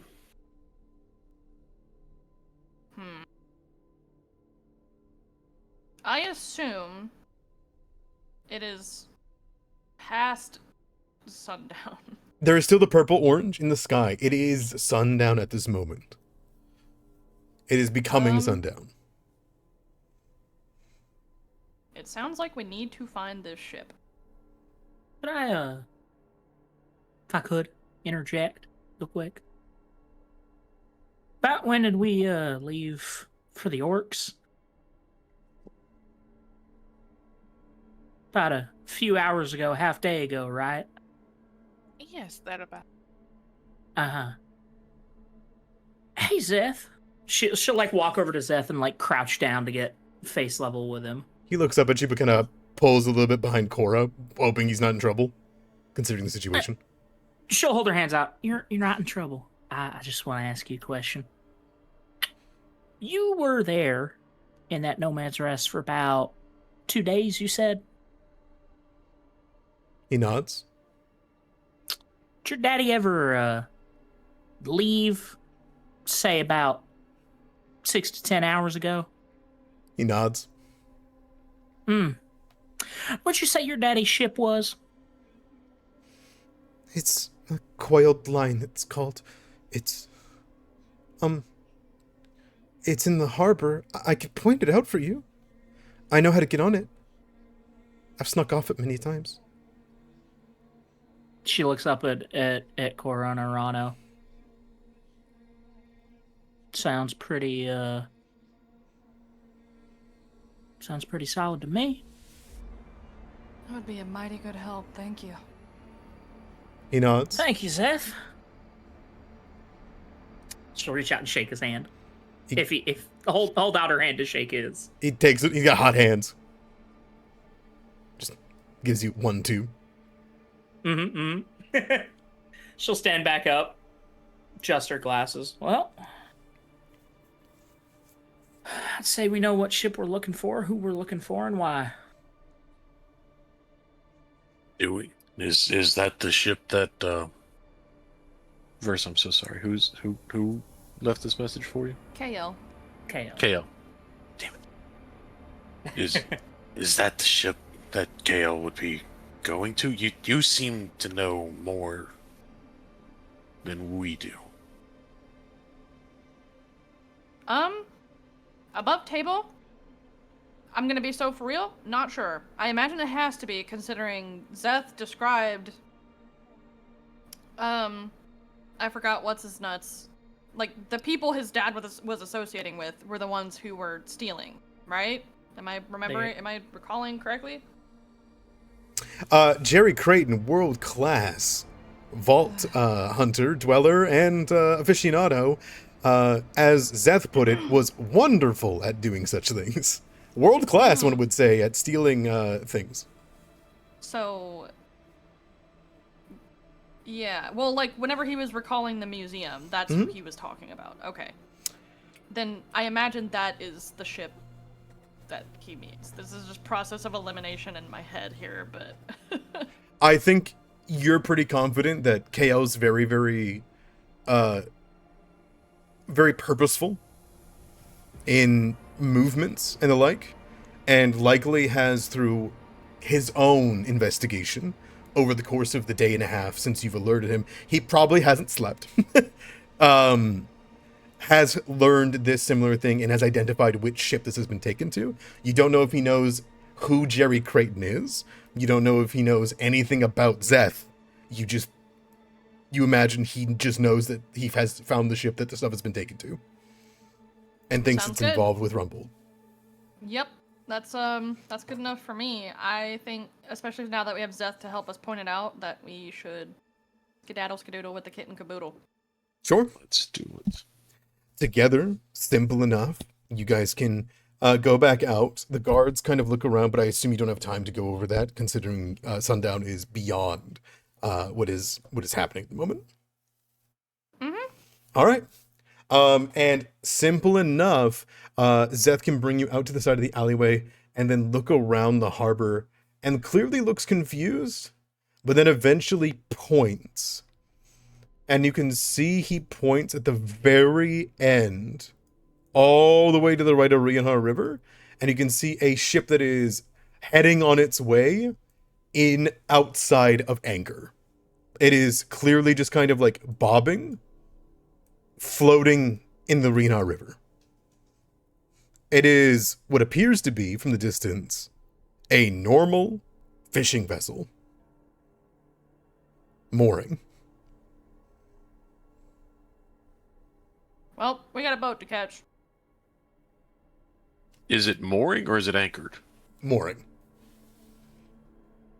Okay. What does mooring mean for yeah. The boat illiterate.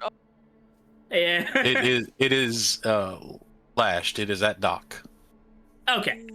Gotcha. It's sleeping.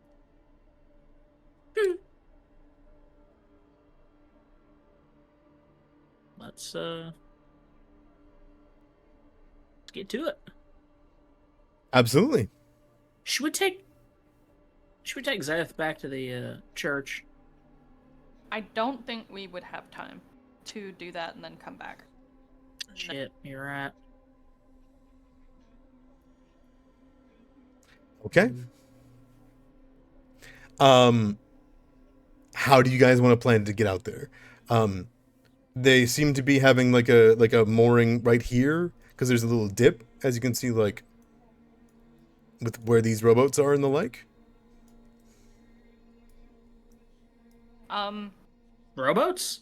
I mean, if they're moored, then I imagine Oh, yeah. they're accessible via land. Yes, it does appear to be. It just, I'm just assuming you guys are heading to the direct route. You're not going to take a rowboat to try to get around them. I'm asking you a direct approach. It's okay if you are just going by land. Yeah, direct approach. I mean, if KL is already there, I imagine shit is already well underway. So Sure. I'd rather just be expeditious. Sure, by all means. Then in that case, you guys can turn, heading down the alleyway and going straight, going across one of the small water canals, bucking a left, and then heading towards the waterway. You can see that while it is tied down by a rope from the tail end towards a large pole that has been placed into the ground to hold it still, keeping it held on the side of Al-Kirat's way. There is a small storage warehouse to the side of it where likely people pay out for people to sit that are legally able to. You can see that the fishing vessel, sorry, apologies. The coiled line is a simple fishing vessel. There is a long, beautiful sail that comes across. It has these colors of greens and purples and golds that clearly do not hail from this land. However, What would might strike you as odd is that the vessel has a very strong rectangular center. What I mean by that is where you have the typical deck of the ship, there is a compartment almost over top of it, kind of above. For that purpose, it almost appears to have rather than below deck places to store people or like store its crew, it all just seems to be one level, which looks confusing, but it's a foreign ship. It could be anything, but it might start running ideas through your guys' heads as you guys kind of get up there. That being said, as you guys begin to make your way up, heading onto the dock, or I know it's on the dock, more like a little patch of land, you can see that in the interim, it's not impossible to scale. It's either you climb the rope or you climb up the side of the ship. But there doesn't appear to be an active way for people, or like a rope thrown over the side for someone to climb up. And while you guys think on how you want to approach, I would ask you guys for a seek as you guys approach. And we'll take a 5-minute break as soon as we're done this.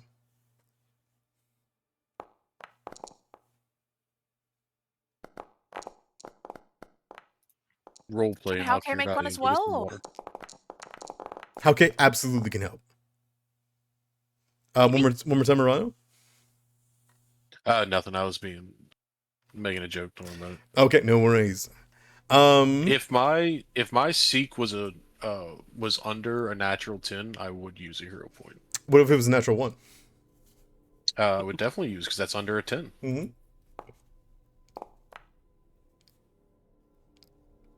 I believe that should have been Hauke's. His is the same as Rahima's, though, I believe. Yeah, if Okay. mine was below 10 as well, I'd hero point it.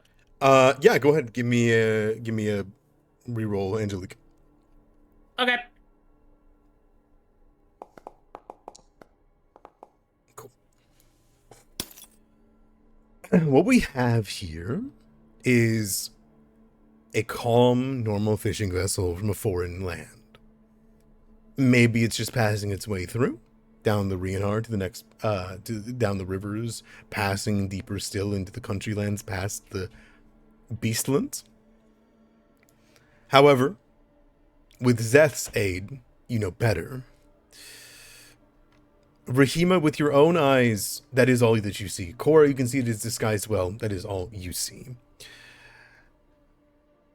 Ignis and Arano, there are multiple lanterns that have been put up across the coiled line. And it's odd. It's sunset, you don't need that much light, nor is there anyone on the deck, you don't need that much light. Arano, you and Ignis, you likely both recognize that it is a signal of some kind, or perhaps a light for something looking for the ship. It is trying to be found. On the other side of it, Angelique and Hauke both notice that climbing onto the side of the ship, off its starboard side, is a heavily plated man in a long cape with a big blade on his side that is fully armored, with symbols of Avarice and Asmodeus on his back, rolling onto it, and then ducking low and beginning to sneak towards the front of the ship. Do I recognize this figure? You would recognize this as Cora's husband, KO. Yes. My beautiful wife. He is already on the ship. He has not done anything Hauke yet, though. makes a squawk that sounds very much like KL, and Rahima snaps her head over. Oh, Cora, your husband is over there. He's climbing. Is that who that was? Huh. Yeah, he doesn't really stand on ceremony. Yeah, no. Angelique, you notice something. When Rahima, when Hauke says that and lets out the squawk, you notice the figure on the ship, some 100 feet away, stand up straight and draw the blade, looking towards where that came from, before gripping the blade and putting it back in its sheath, and then ducking alongside the wall and trying to get a good look back towards you guys to see, if you guys are there. Yeah, I mean, Rahima won't make it a secret that way. Okay. I think Kale noticed us. When Hauke yelled, he drew his blade and looked at him. Kale knows we're here. KL Or will, at least somebody's here. in the distance, take a long rope and mesh that was clearly made for the side of the vessel, whether for to climb up of it, and would unfurl it and throw it over the side for you guys, Hell yeah. That's my beautiful wife. allowing you guys to easily climb the vessel. So, quick question Mm-hmm. before we board. Yeah. Is there any shops immediately around us? There's a reason I'm asking. Like cafes, stores, whatever. Plenty, and plenty open at this time. You're not close enough to the cheese-making shop, but I would say that there are fishing markets right beside you. Okay. I'm going to toss Zeth a gold. I'm going to direct him to the closest one, where I think he could either get something to drink or something to eat. And I'm going to tell him to stay there. But I know my way on this ship. It could be dangerous. We don't want you in the crossfire if there's a fight that breaks out. Give me a I will request. be right. Okay. He looks up at you. Hearing this, I assume you come down to his level. Yeah. Where is request? There it is.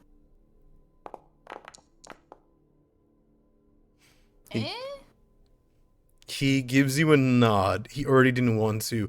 We can see there's a fear in his eyes, and it's because he knows someone he likes is hurt. But he will nod and pull back and step into the shadows of the alleys and take the gold and kind of look it over once or twice. Clearly is staying within the borders of a shop, but is staring at you guys all. Yeah. As long I'm just gonna have to trust that he's gonna stay there, and then I'm gonna start climbing up. Okay. I imagine each of you dive into the water or flap over to the rope for Ignis. Yep. Okay. Yep. One by one, you guys climb up. Gosh, starboard side's left, right? Starboard's right. Port is left because it has four Yep. letters. Same as I apologize. Oh. My Didn't know brain. that. My brain. Easiest way to remember that. Aft is back because that's where your ass is. Yeah. AA. Yep. That's clever. Helping each of you guys up. Very simple enough. You would see a figure almost as towering as Cora can be at full height.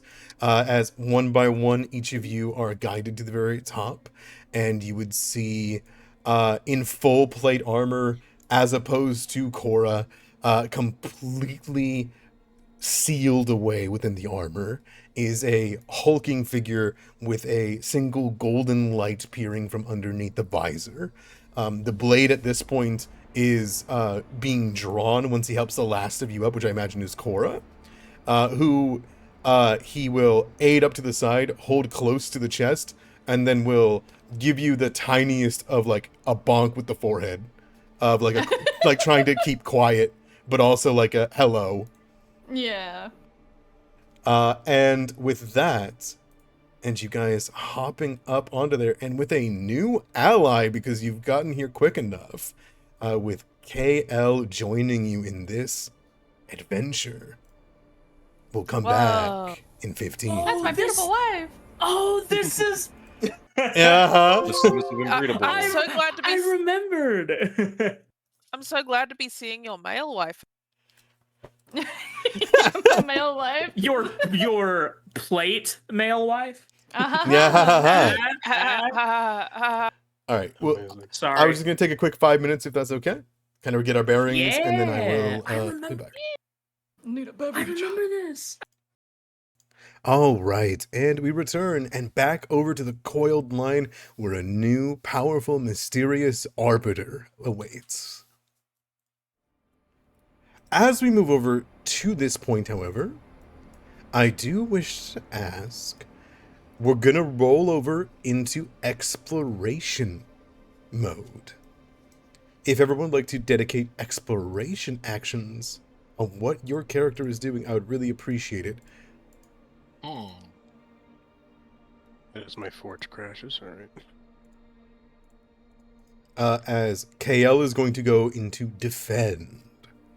As he grabs you and kind of pulls everybody up one by one, there is this coldness that comes from this figure.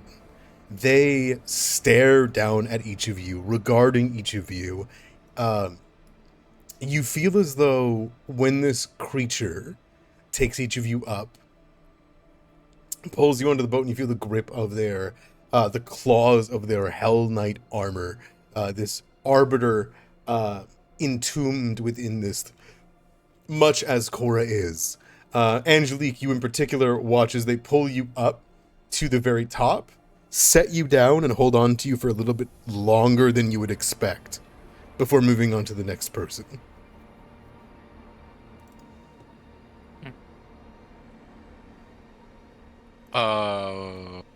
Does everybody have your exploration activities that you would like to choose? Because I have one in mind. I I've don't got wanna a steal it void from somebody. notice. I'm doing a void notice. Yeah, I'm scouting. I'm sorry. Where do we do the scouting? Party Action sheet. tabs. Go to the party. Exploration. Well, if you go to the party sheet, you'll see where you can slot it, and it will apply to your character sheets. It will take from your character sheets what you have available. You can set it as active. I see.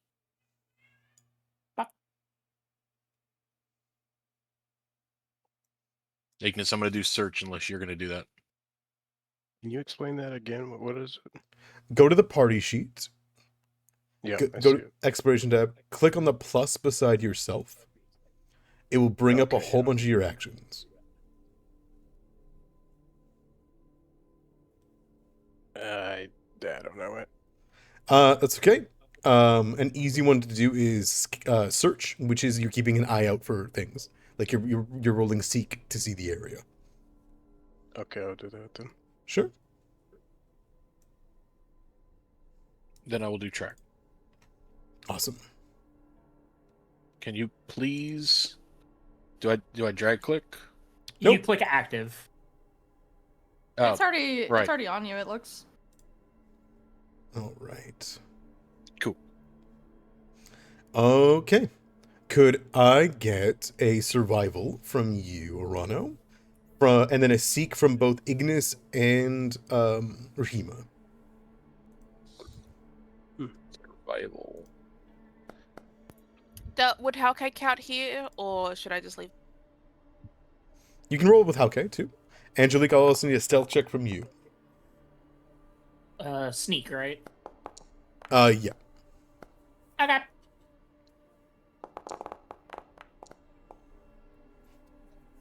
If it's below... If it's below an 11, I'd re-roll it. 1-8 for me. You want to re-roll it, Angelique? And would you say Ignis below an 8? Yeah. You'll want to re-roll that, too. Okay.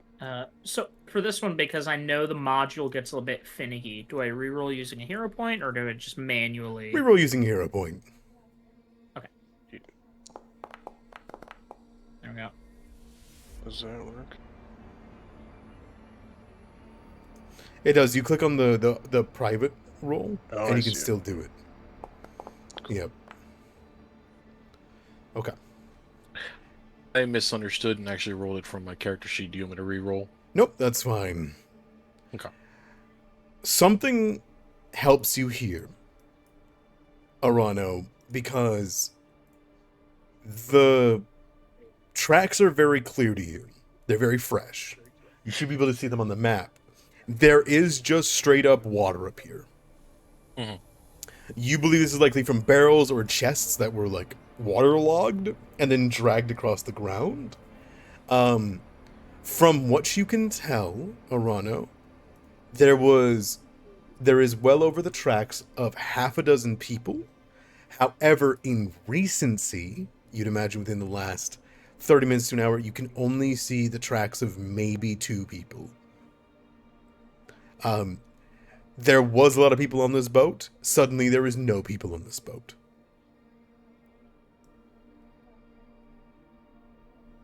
On the perspective of Rahima, you can see the scratch marks, the dragging, the chains. Clearly, a bunch of items of importance were dragged across the deck, pushed across it, slid, all that good stuff. Other than that, though, you don't get much. You do hear Ruckus laughing to the front of the ship, towards the front of the ship.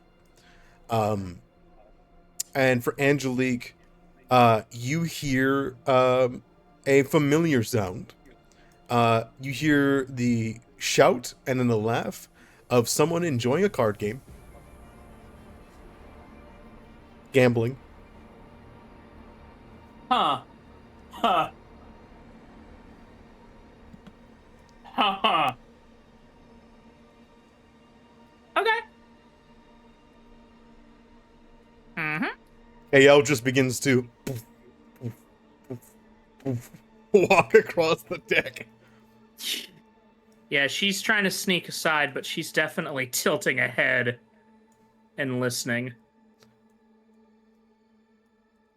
KL is going to draw his blade, and upon doing so, he's gonna look at Cora, and he is going to bring out the one arm, which clearly has an entire armor set piece hidden underneath the cloak that has this almost gauntlet that is flared out to be a shield of its own. It is like a almost devil claw of a arm that is like spreading up towards the forearm. He's going to expose the palm, which is contradictory, completely open, as well as the forearm on the inside. He is going to bring up the blade covered in demonic devil symbols and hellish runes, and he is going to slash across his hand. He is then going to reach over to Cora and place his hand on your forehead, or take your arm, whichever you prefer. Forehead's fine. And he will write a symbol of binding in blood on you.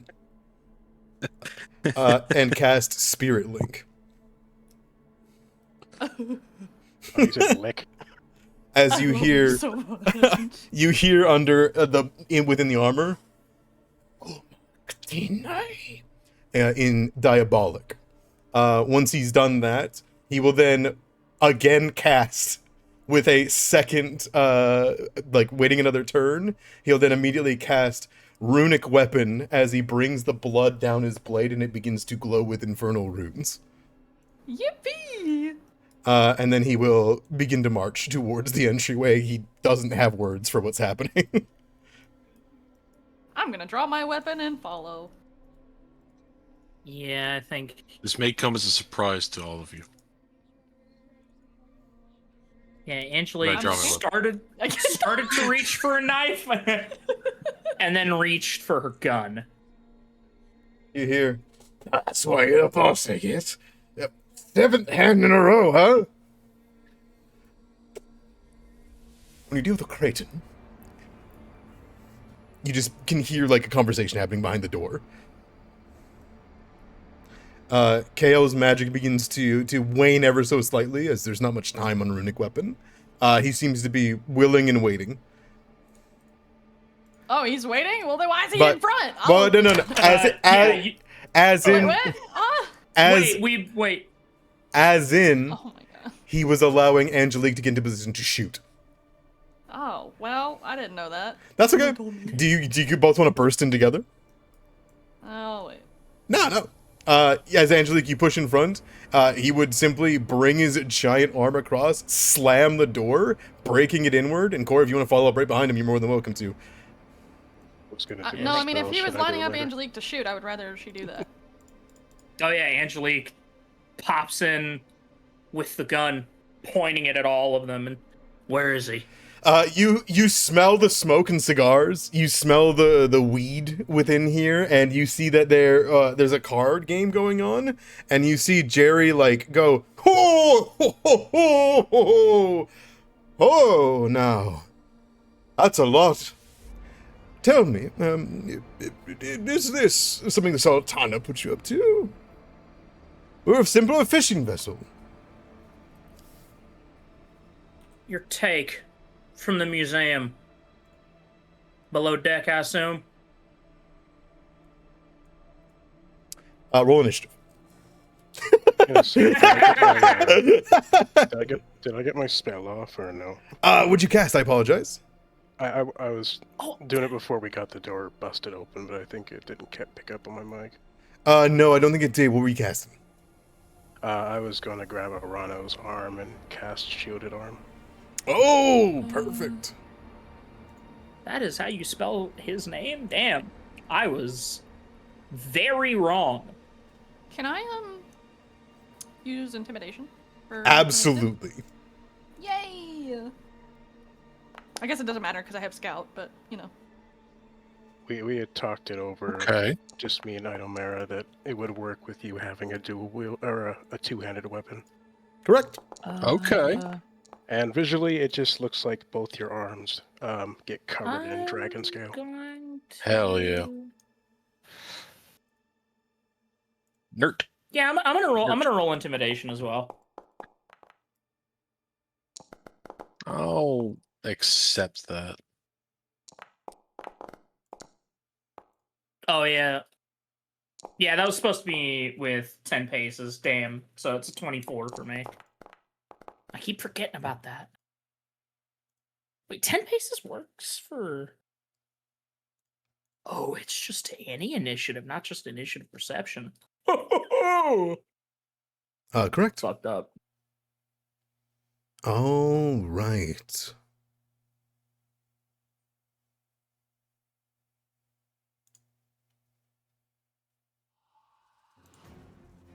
As we jump into it. Okay. Wow, that one guard. To describe the scene that you go into, you burst into a room that is barren. There is 3 long wooden shelves. You see a rack that's meant to hold fish and dry them out. You see a wooden table with 2 lanterns on it, as well as the tankard of drink and a card game being played. You see a small little desk beside, and you see Jerry Creighton, who has all of his tools still on him, all of his work attire still on, as though he is still at work. But besides that, in the winning hand that he throws down, the moment that you guys burst in, when you bring that up, Angelique, you notice something. Well, more Cora notices it first. Cora, you notice that underneath the table, Jerry Creighton has lined up towards Angelique's chest a hand crossbow, as he's beginning to give an explanation. Uh-oh. I assume in the moment in a fucking basement. in the moment of you looking, do you clearly like see that, or do you show that you see that? Yeah, absolutely.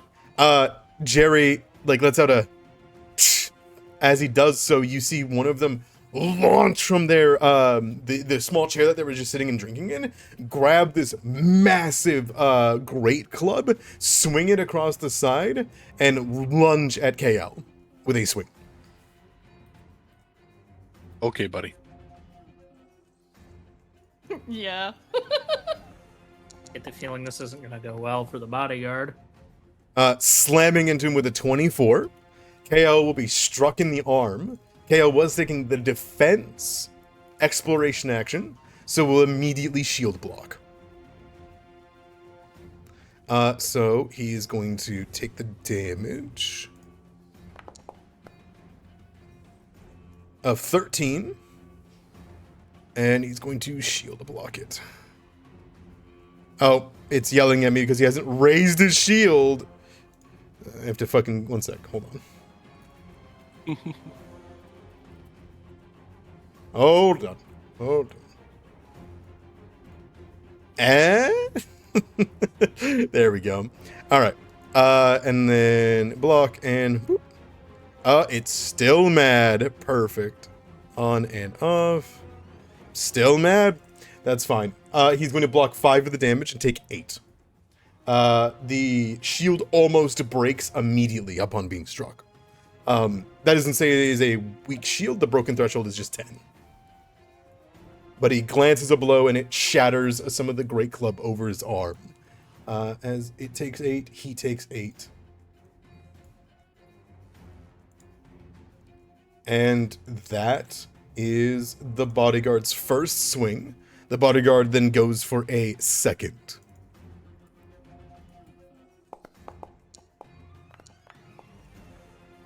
Which will miss thanks to the shield.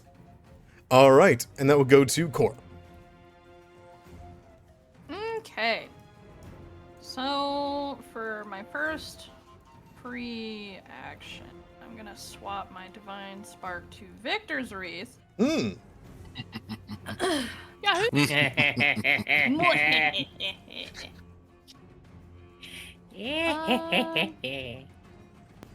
That is free with my initiative, right? I'm just making sure Correct. that I remember that correctly. Okay, cool. Let's see here. Can I go like diagonal in this room? I don't know like what's right here. Do a little steppy.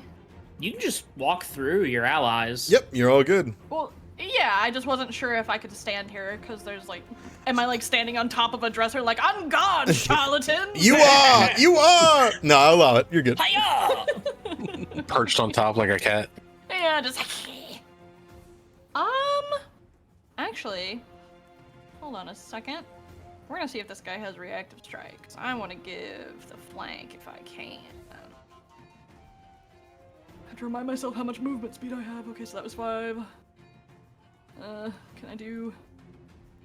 I can! Perfectly so. Huzzah. Oh wait, no I can't. I'd have to move through his space to get 20. Laterals. Yeah, laterals. That's fine, I'll just stay here, it's fine. I think you could do this. Could I? Yeah. Yeah, because you can just walk through allies. There's no... You can just And then get 20 diagonal? Yeah. Okay, yeah, let's do that then. All right. Bam. This guy does not have reactive strike, so he does not use it, nor does this guy. Fantastic. Oh, he's 10 feet away from me, too! Good spot. Good spot. Good spot. Alright, you son of a bitch. Well, if this chuckle fuck was the one aiming a crossbow at Angelique, Correct. Yeah. Hidden crossbow All underneath the So that's table. probably Cora's priority number 1. Mm-hmm. So then I moved, yada yada. I'm gonna try and hit him.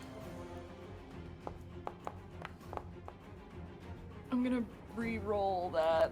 All good. Okay. I'm gonna miss. That's fine. You do notice something immediately. The speed Yeah. pulls backwards in the dip. I will say this very upfront to you because like it's hard because his name's fucking Jerry Creighton, you know, Tomb Delver. Jerry. This man has more AC than you. He does like a backflip move, even like through it, and dodges underneath it like a perfect swing, as though you are a trap in a dungeon. Gross. This guy's gonna piss me off, isn't he? Well, I don't really know if I have another thing I can particularly do outside of just swing again. You can Actually, demoralize. You know, there is perfect. God damn, there is a thing I can do. I'm gonna demoralize him. Yeah. Physically menaced. Boo. Turn off one of these. Are you fucking kidding me? It was on the 12! Well, I don't have another hero point, so That's all right. We're only 20 this session. fine. Fine. Everything's fine. That will go to Angelique. But you have perfect setup. You've got Victor's Wraith in there. You've interrupted his shot. What do you got, Angelique? Well, I can't shoot through KL. They will have a +1 to their AC.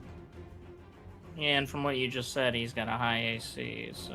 Yes, you watch Angelique as he, like, dodges and moves, and listen, for all of the jokes we made against him, this clearly is world-class Tomb Delver Jerry Crate. He is fast. She's also not sure if she wants to fire a gun inside city limits next to 2 arbiters, but... I think she has another more pressing concern. So she will go here, give Cora the flank on this guy, and then... I think she is going to try to shoot him.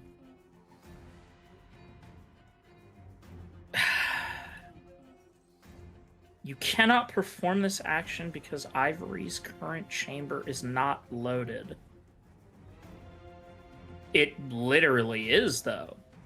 Is it not? Are you wielding it? I am. At acid? What? I've never had to do that before. I did notice when they updated the Forge, new buttons got added for ranged combat. Yeah, there's next chamber and unload. Even though my gun is loaded, it wouldn't let me shoot until I clicked next chamber, which used an action. So, I mean... Maybe they nerfed? It was... I have to take a look, but... I don't know. It was loaded. Yeah. I moved and then I shot.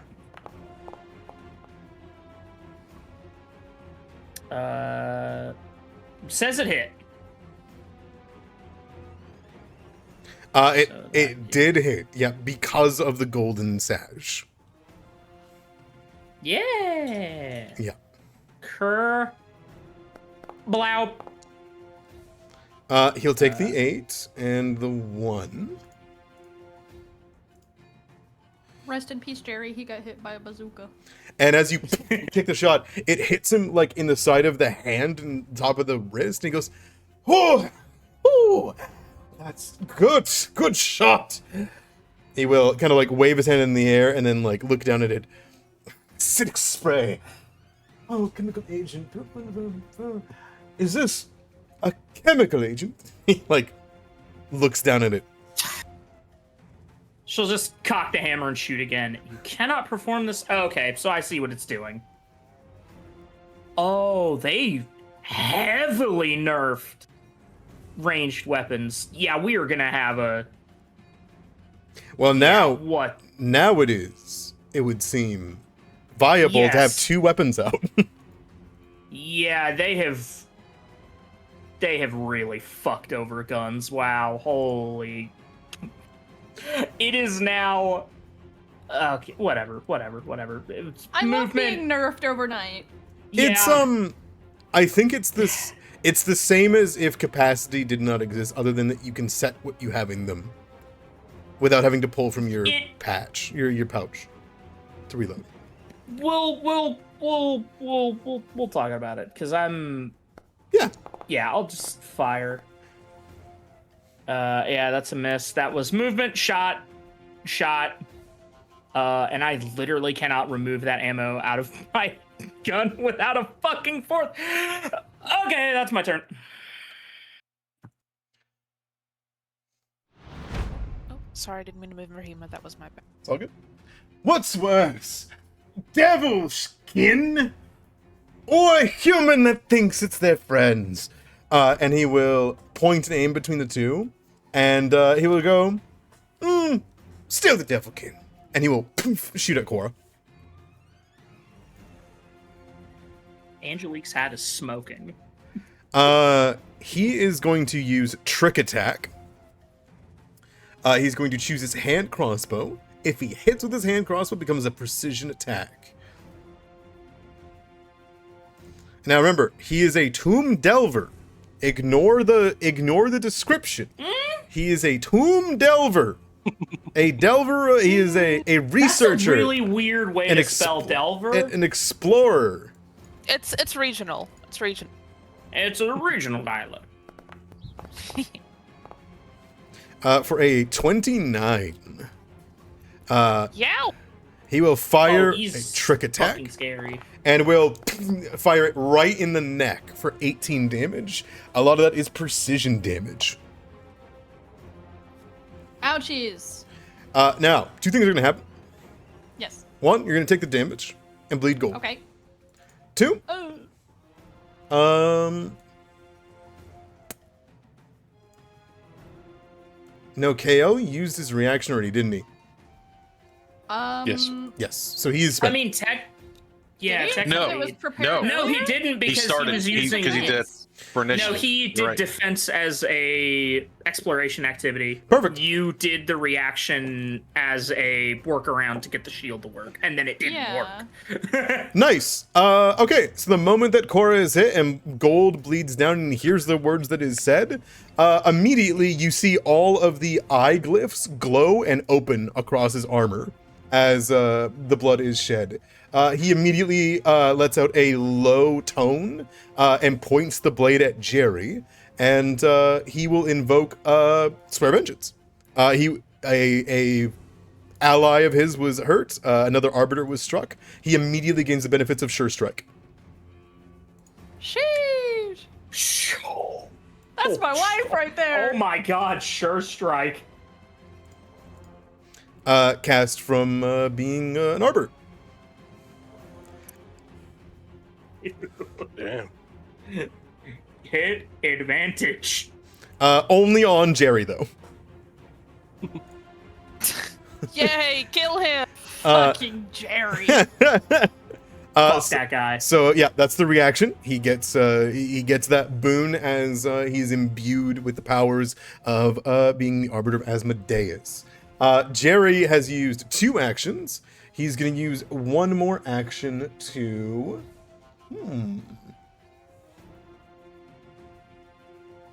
I think he is going to move to here to get cover from Angelique and behind his bodyguard. And that'll be the turn. Orano.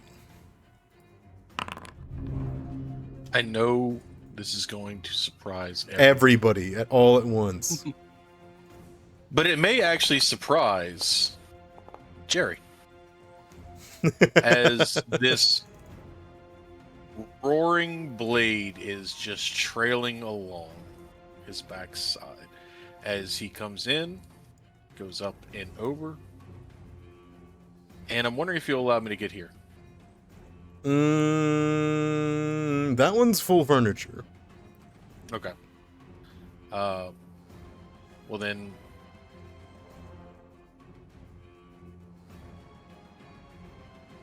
You can jump over the table. This is just a vault desk. You just need to take an action to remove the cabinet in the way. Okay. Well, all the same, I think it's pretty sudden. Uh-huh.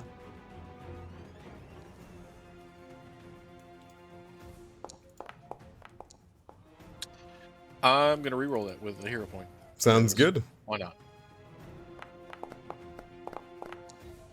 Almost was a 1. That almost was a 1.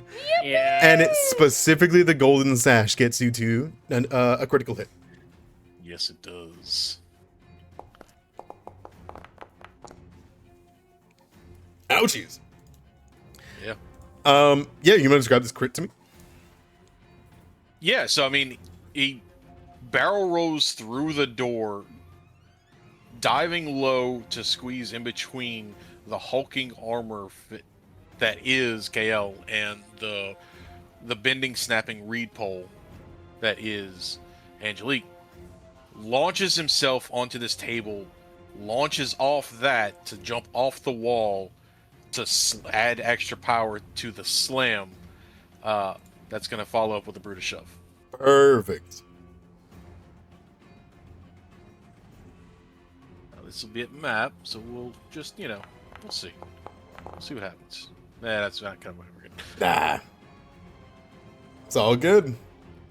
But yeah, it's a big horizontal heavy cleaver with flint edge, and tries to follow up with pressing the blade into Jerry. But, I'm guessing he's too slippery for that.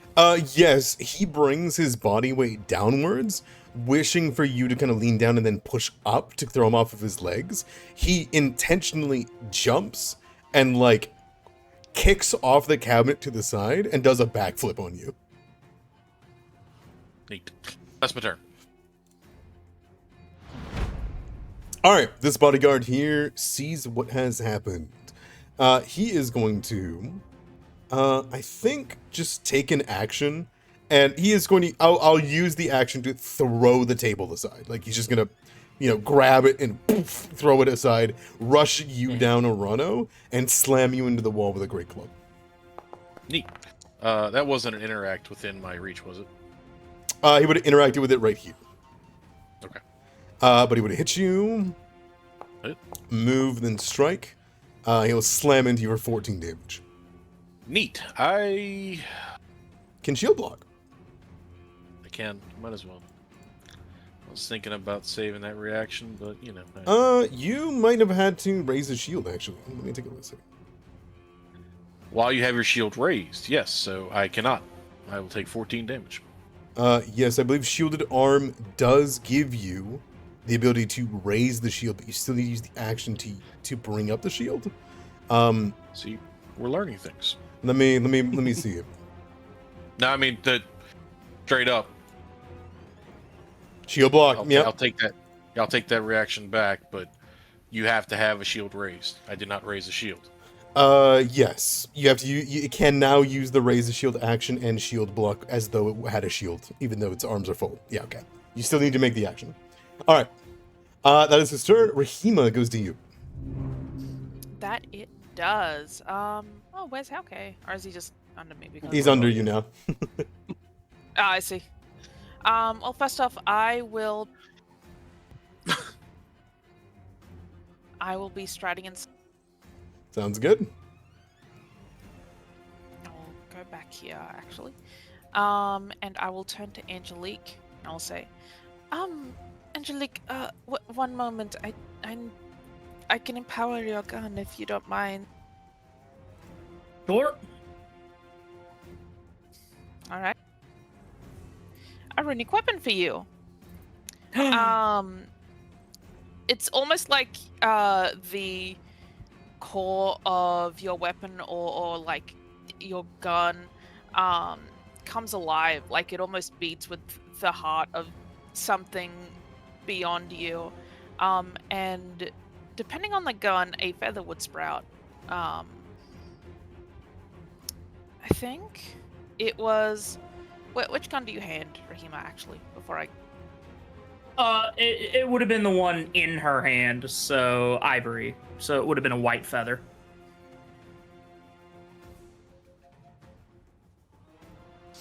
And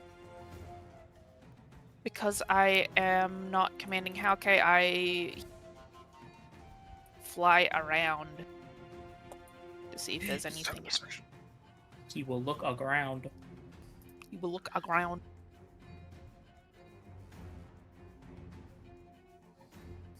And that's my... Sounds good to me. That'll come to Kale's turn. The first thing happens on Kale's turn is that he has Spirit link up with Cora. So he will lose 2 HP. And Cora, you'll gain 2 HP. Yay! He is then going to make a running start. I did not mean to heal myself all the way. Oh no. You took 22, I think, total with the +2 healing.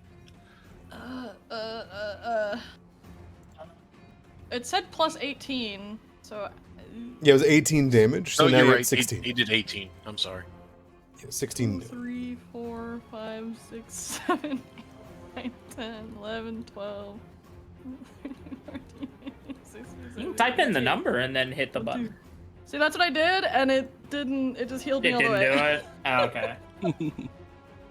All right. Kale is going They might have to changed it. walk right here, look at Jerry, and use 2 actions to channel his smite. Oh, So sorry.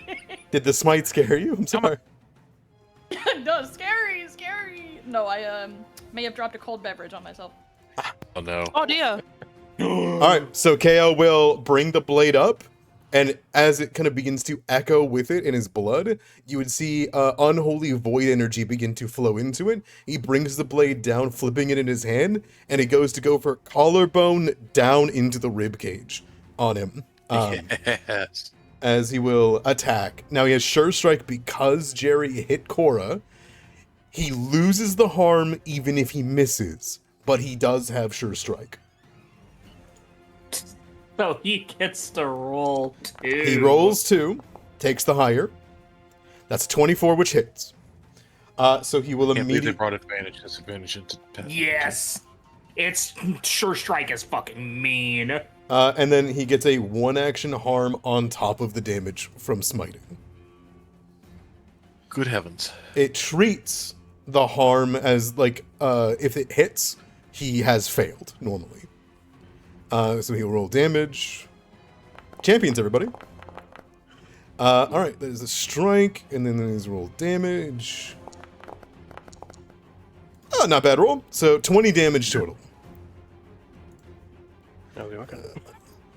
Badly injured as he puts the blade in, digs deep into the collarbone. As soon as he gets a little bit deep, you'd watch as the void energy runs down him, and you'd see veins of dark purple begin to kill his flesh.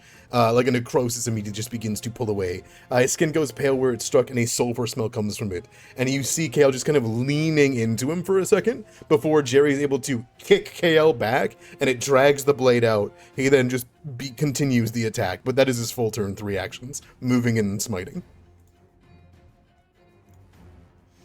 All right, that is going to go to Ignis. They will stride forward. How's everybody looking? Cora's taking a little bit of a lick. I've taken a little bit of a lick. How far can I get? Not far at all. But I'm okay for the moment. And Cora's gonna fix her shit pretty much. Yep. Anytime infinite she gets heal to hack. turn up. Yeah. I sneak up on the room and hop on the whatever this is. Or actually, no, I would probably stay in the golden sash. Get that bonus. Just imagining the little dragon just sprinting in. You have to run so far, dude.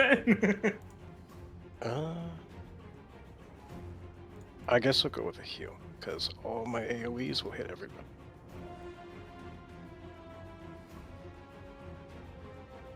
Actually, no, yeah, I'll do that. I'll soul heal, Cora. Cast. Save Cora the actions. Yeah, Yay! you heal. Oh my god. Yes. Good heavens! 29. Yeah, I'm good. Your wounds from childhood healed. Wow, my trauma! Oh my god. Little orange thing walks in, big green blast, and then that's all he can do. That's his turn. All right, top of the round. Bodyguard here is going to go for swing on Angelique. Sure. Striking with the 25, slamming into the chest, trying to throw you backwards. Rolling super low for 5 damage. Mm-hmm. Is then going to attempt to demoralize you. Okay.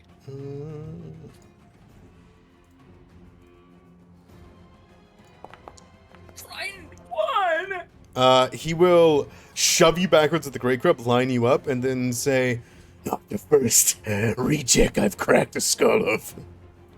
And then he will bring with his swinging fist up and go to punch you in the head.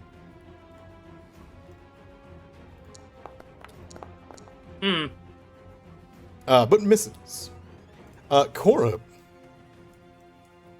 Hello, that's me. Trying to decide here. I think I know what I'm gonna do. In a smooth motion, I think Cora would change the grip of her halberd, one-handed. I'm gonna target this guy, and I'm gonna try and disarm him. Ooh, get rid of that great club. Yeah. If you can critically succeed, it'll get rid of it. That was on 19. You're fucking kidding me. I don't have another hero point either. I could give you one, but I'd have to give you a monologue. Do you have an extra hero point? I still have one. If you're willing, you know what? Just have the hero point. That's the recap one. I didn't do the monologue stuff today because we were starting late, so oh, true. Yeah, then go ahead, have it. Yeah, I'll take mine away. Thank you. Hero point. Kill his ass. Power word kill. Thank God. All right, and you're going for the great club. Yes. All right, so he have a -2 to hit with it until he makes a action to reaffirm his grip. Reaffirm his grip. If I disarm him, is it not on the floor? Critical success knocks on the floor. A normal success makes him have minuses to hit with it, and also makes it so you have further +2 against that weapon on disarms. So the more you try to disarm, the easier it gets to get the weapon out of his hands. Okay, well that kind of ruins the plan. I'll let you take it back if you want. If you didn't know that's how it works, disarm is a bit confusing. If it was any more strong, it'd be easy to just get the big weapon out of the big bad's hands. But it's fine. He still might do what I want him to do. Sure. So we'll see when it happens. Yep.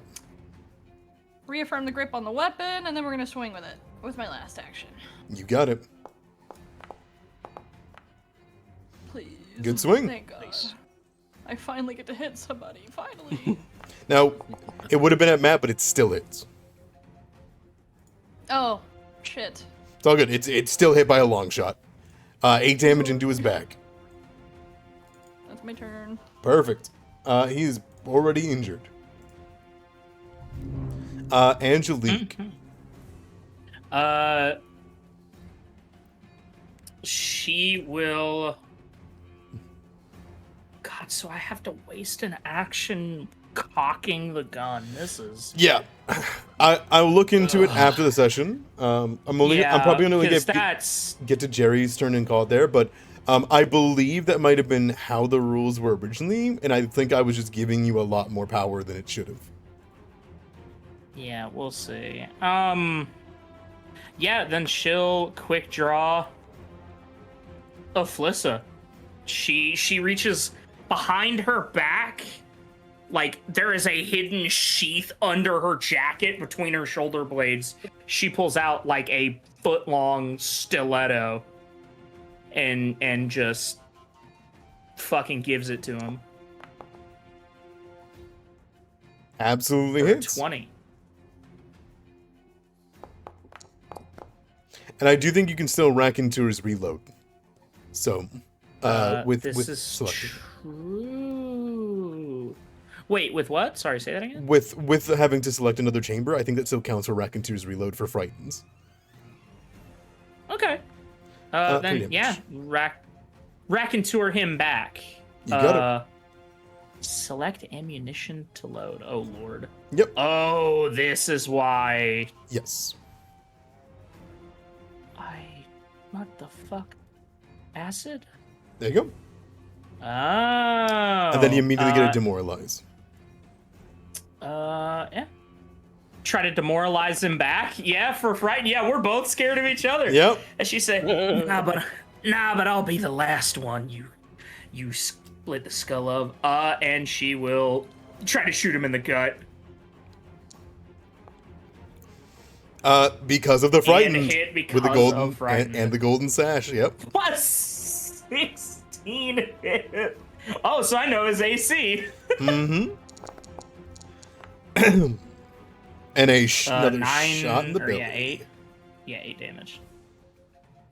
Now, can you stop that splash damage? Mm-hmm. And that was, what, quick draw strike, rack into a reload, a shot. That's my turn. 3 actions. Are you able to stop the splash damage?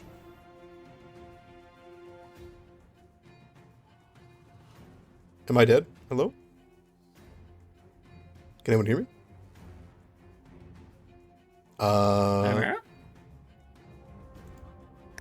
Oh. I've been disconnected. Sorry, stream. One sec.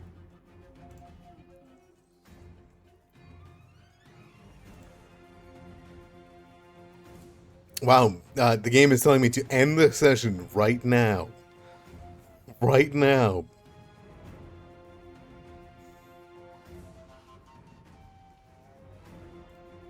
I'm gonna have to hit you guys with a bunch. Hold on.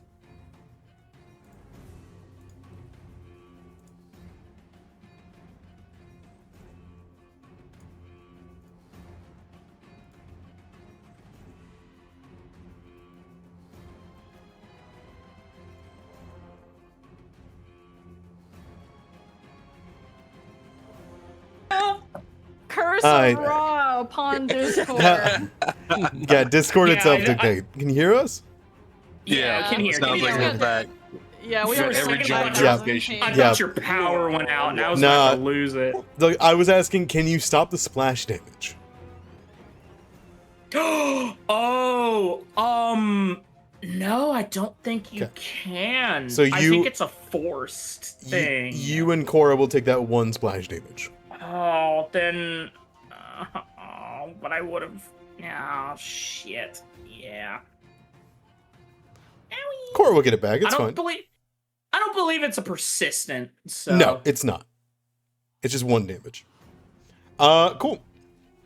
Wait, did we already grab- Jerry will sneer, flick his, Wait. Oh. I don't think runic weapon was applying.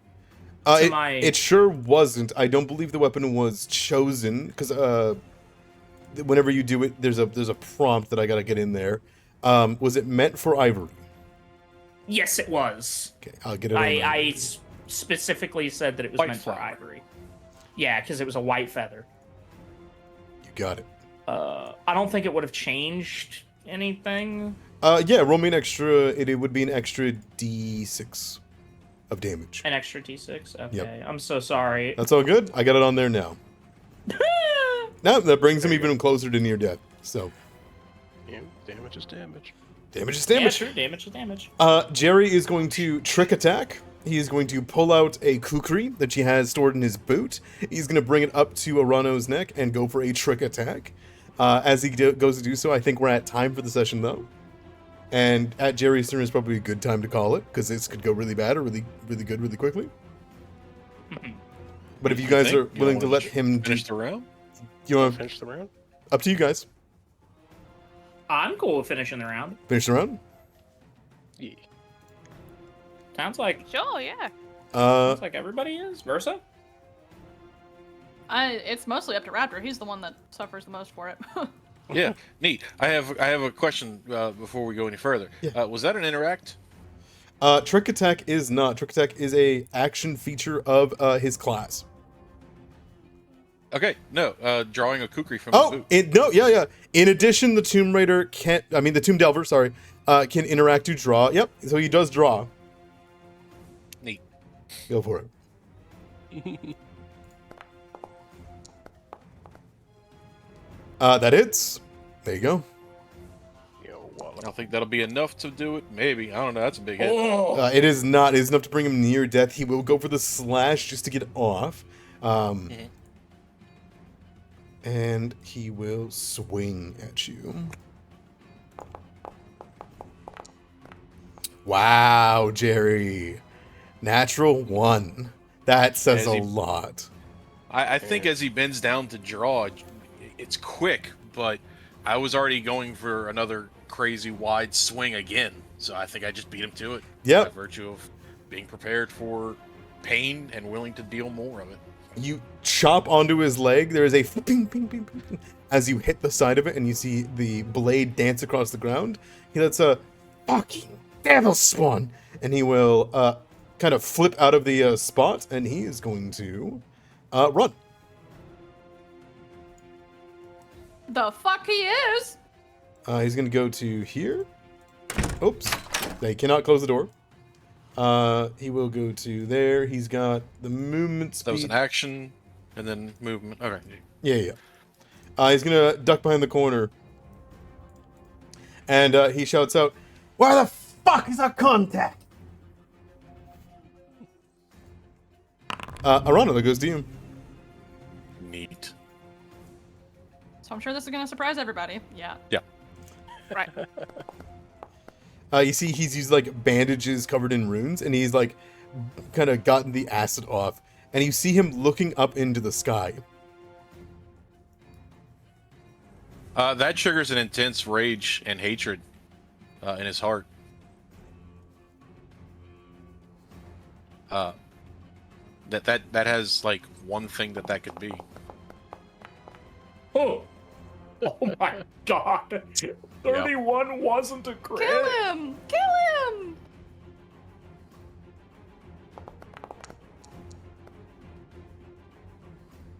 You slash into the side of his leg, and he goes, "Ha! Not yet! You won't be the one to take down Jerry Creighton!" Jerry Creighton, world renowned, and just gets fucking hit by a second sword hit, I assume. Yeah, I'm trying to think. Nah, we don't want to do that. We just want to go for a straight follow-up attack. Don't know if this will do it. Yeah. He's too slippery. Takes the slash across the gut as you go to pull back to go for the Great Cleaver to bisect him. He slips down to the ground, bending on all knees into a squat, then going to a jumping dive forward, clearly towards the front of the ship.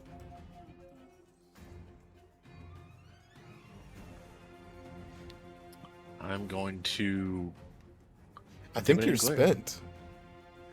You're right. That is not what I'm going That's to do. all good. I will, appreciate however, you. say, you're going to die here. Everything that you did in life led to this, and you're going to die here. That's not what she said. She said I make it out of here and you die. Do you look up? I don't think in this moment I'm too worried.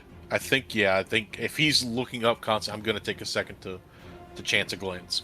All right, you chance one glance. Stars are really pretty tonight. The sun has set at this point. Except the sun's moved to a particular spot in the sky. And then you kind of realize, sun? And then you double check. And it is not a second sun, but there is about 50 or so feet away, floating in the air, a large glowing orange substance.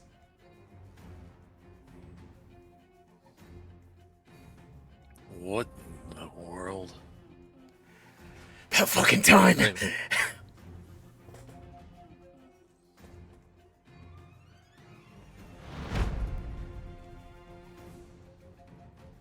The bodyguard here is going to retaliate. I think he's just going to... I think he ended his turn in Ignis's... Yeah, Ignis is tiny. Yeah,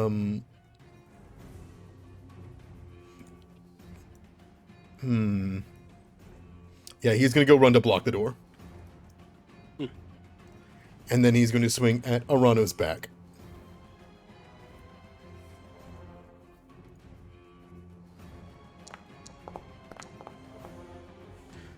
Getting a great club to the back of his head. Clocking you for a low 5 damage on that big old D10. And then he is going to attempt to grapple you. Or reposition you, sorry. Okay.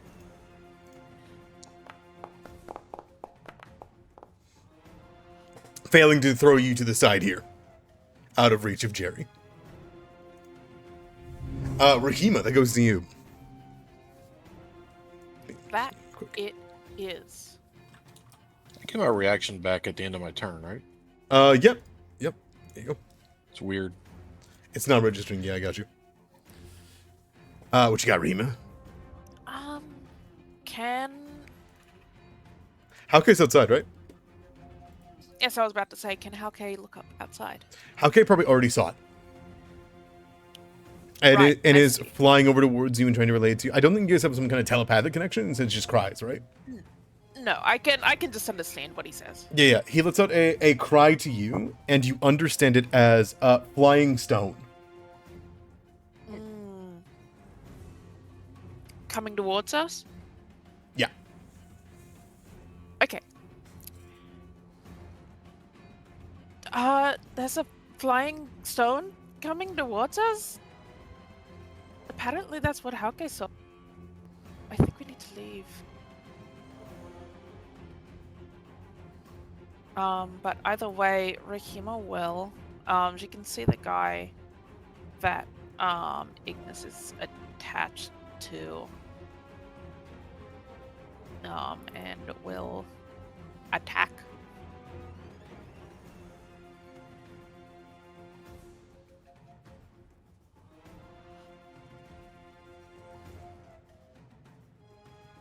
Perfect.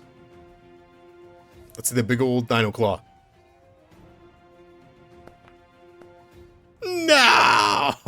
I'll re-roll it. It's the heck? Yes. it's almost a hit because of Ignis flanking. Yay! All right, there you go. Let's see. Youch, that damage is no good, but 7 is still 3 pretty- persistent bleeds, not bad at all either. It really is not. That's my turn then. All right, sounds good. KL, understanding that there is a new threat on the field, is going to move to here. And is going to just try to behead with you aiding Rahima in trying to get this guy out of the way. So bring up with the one arm a slash, hitting with the flanking from Arano. Slashing for 14 damage. He will then go for a one cut backwards and then go for the second chop at the neck. Which will also hit for a critical hit. Which will hear the thunk, bring it around and just take off the head. It will then My beautiful wife. kick the bodyguard's body to the side to clear the way for you guys to get out. He then turns back towards you three, to move. Go. That will be his turn. Ignis, that goes to you. Do you want him dead, Arano? Or do you need a patch up? Just end him. He's not worth the time. Alright, he'll look at let's see, this is AC. He's got really high AC, so he'll It's at least a 24. Ignis, yeah. you hear from the distance an strange intonation from the sky call down to you. You do not understand it. You do not know the language. But there is an intent behind the words as you begin to move up towards Jerry. Yeah, I don't know if I should heal Arano if something big is coming. Just a fireball. What could it possibly be? What do y'all think? Just In character, kill him. Yeah, out of character, I'm okay if you heal me. I'm not going to be mad at that at all. I think. Go ahead. I was like, I can heal somewhat, so I wouldn't. How much are you down, Raptor? About half. A little over. Maybe worth it. But Yeah, I I was- would personally I was just go gonna for the kill. I was gonna say in character he probably would have gone for the kill, but after hearing what's above him, I think he would go for the heal, especially because it's Arano. I'll do a battle medicine on him. Sure.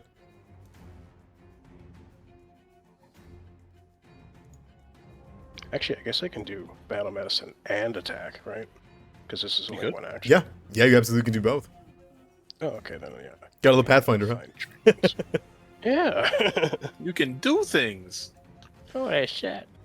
You can cast multiple Natural spells one. per turn. Natural one. No, okay. I say that. Good Ooh, roll, too. That's good healing. There you go. That's hey, watch this.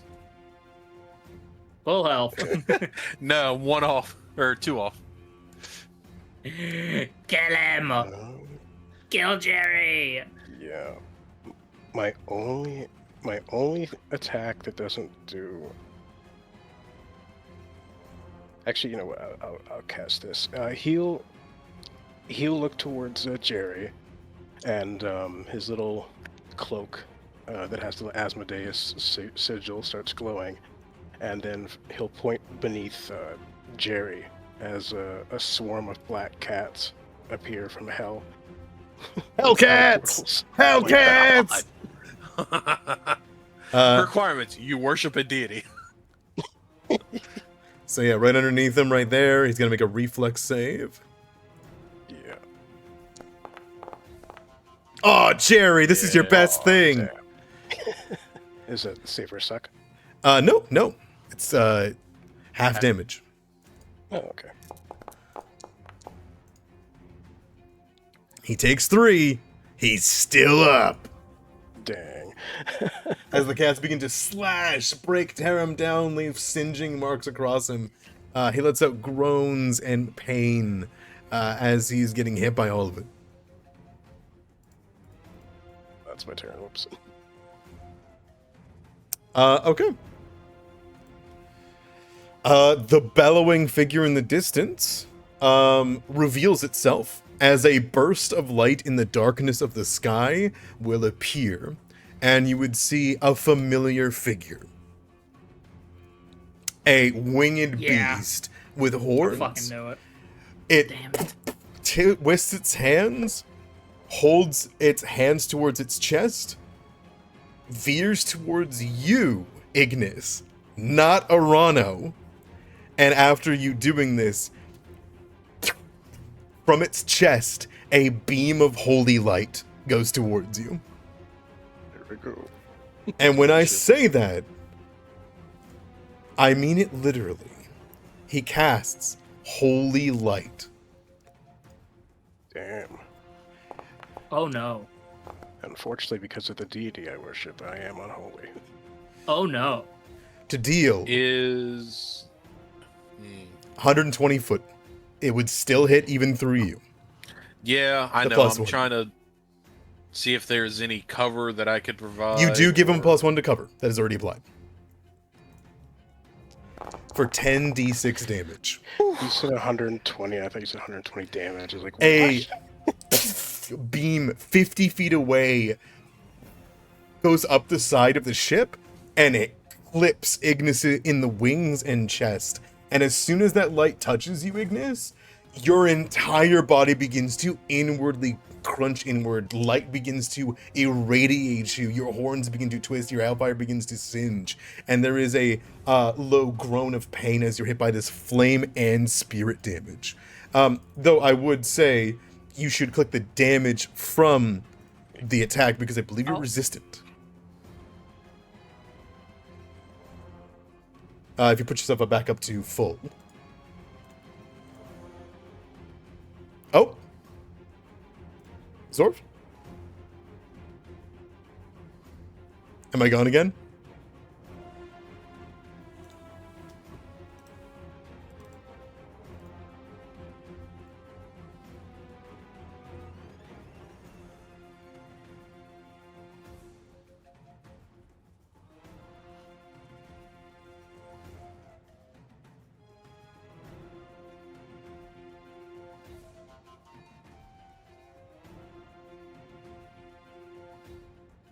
All right, here we go. We're just wrapping up.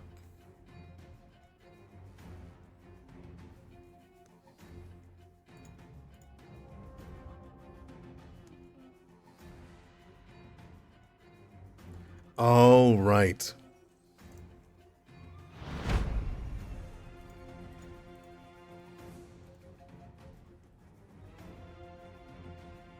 I think that is the time to call it. We have lost Discord. We've lost it. Hello, Calypso. You came in as a perfect time. Our players have just lost Discord, so we can no longer talk to them.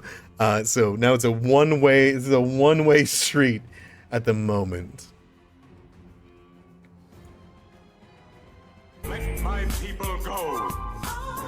There it is. Hello. Hi, Boy, boy, boy. What is up? I think Discord is trying to tell us to quit. That is, yeah, to stop. the session. So the holy light rains down, and you hear Jerry go, "Focus on me! Kill the devil spawn! Heal me!" He shouts up towards it, and you would hear a low sound coming from the creature, and no such mercy is given to Jerry Creighton. It kind of begins to hover there, but that is where we're gonna have to come back next week. As damn, you took that like a champ, Ignis. Holy smokes, It's close. That ain't so great. Yep. Like that. Ouchies. 10d6 damage specifically because you're unholy. I'm sorry. Oh, that's okay. It's just funny. All right. Well, thank you guys so much for playing. How are you guys doing? How we hanging? We gotta get off stream because we're so over time. But I hope you guys had a good time. You guys are doing great. You're killing Jerry so fucking fast. You're rolling very high. Yay! Yippee, Jerry! Fuck Jerry! Yay! You think Zeth can see from the fish market? No. I was Hopefully. thinking that earlier. Fireworks. With the giant lance of light that just Shot down towards, Yeah. carved the ship. Even if that didn't happen, everyone heard the gunshot. Exactly. But it's a question of what they can actually see going on up there. But this figure has appeared for some unknown reason, is not healing Jerry, but certainly is hurting Ignis. So we will come back next week and we will see what's up. Thank you guys for playing. How are you guys liking KL as an ally? My beautiful wife. cool, I like love him. so much. I've been waiting. paladin, but better. I enjoy the stat block a lot. I don't know why he doesn't like Hauke. He's chill. That'll be a conversation for another time. But maybe you guys will actually be able to have a conversation with them after you're done the combat. We'll see. But you guys take care. I appreciate you a ton. And I'll see you guys next week for more Sands of Doom. Bye.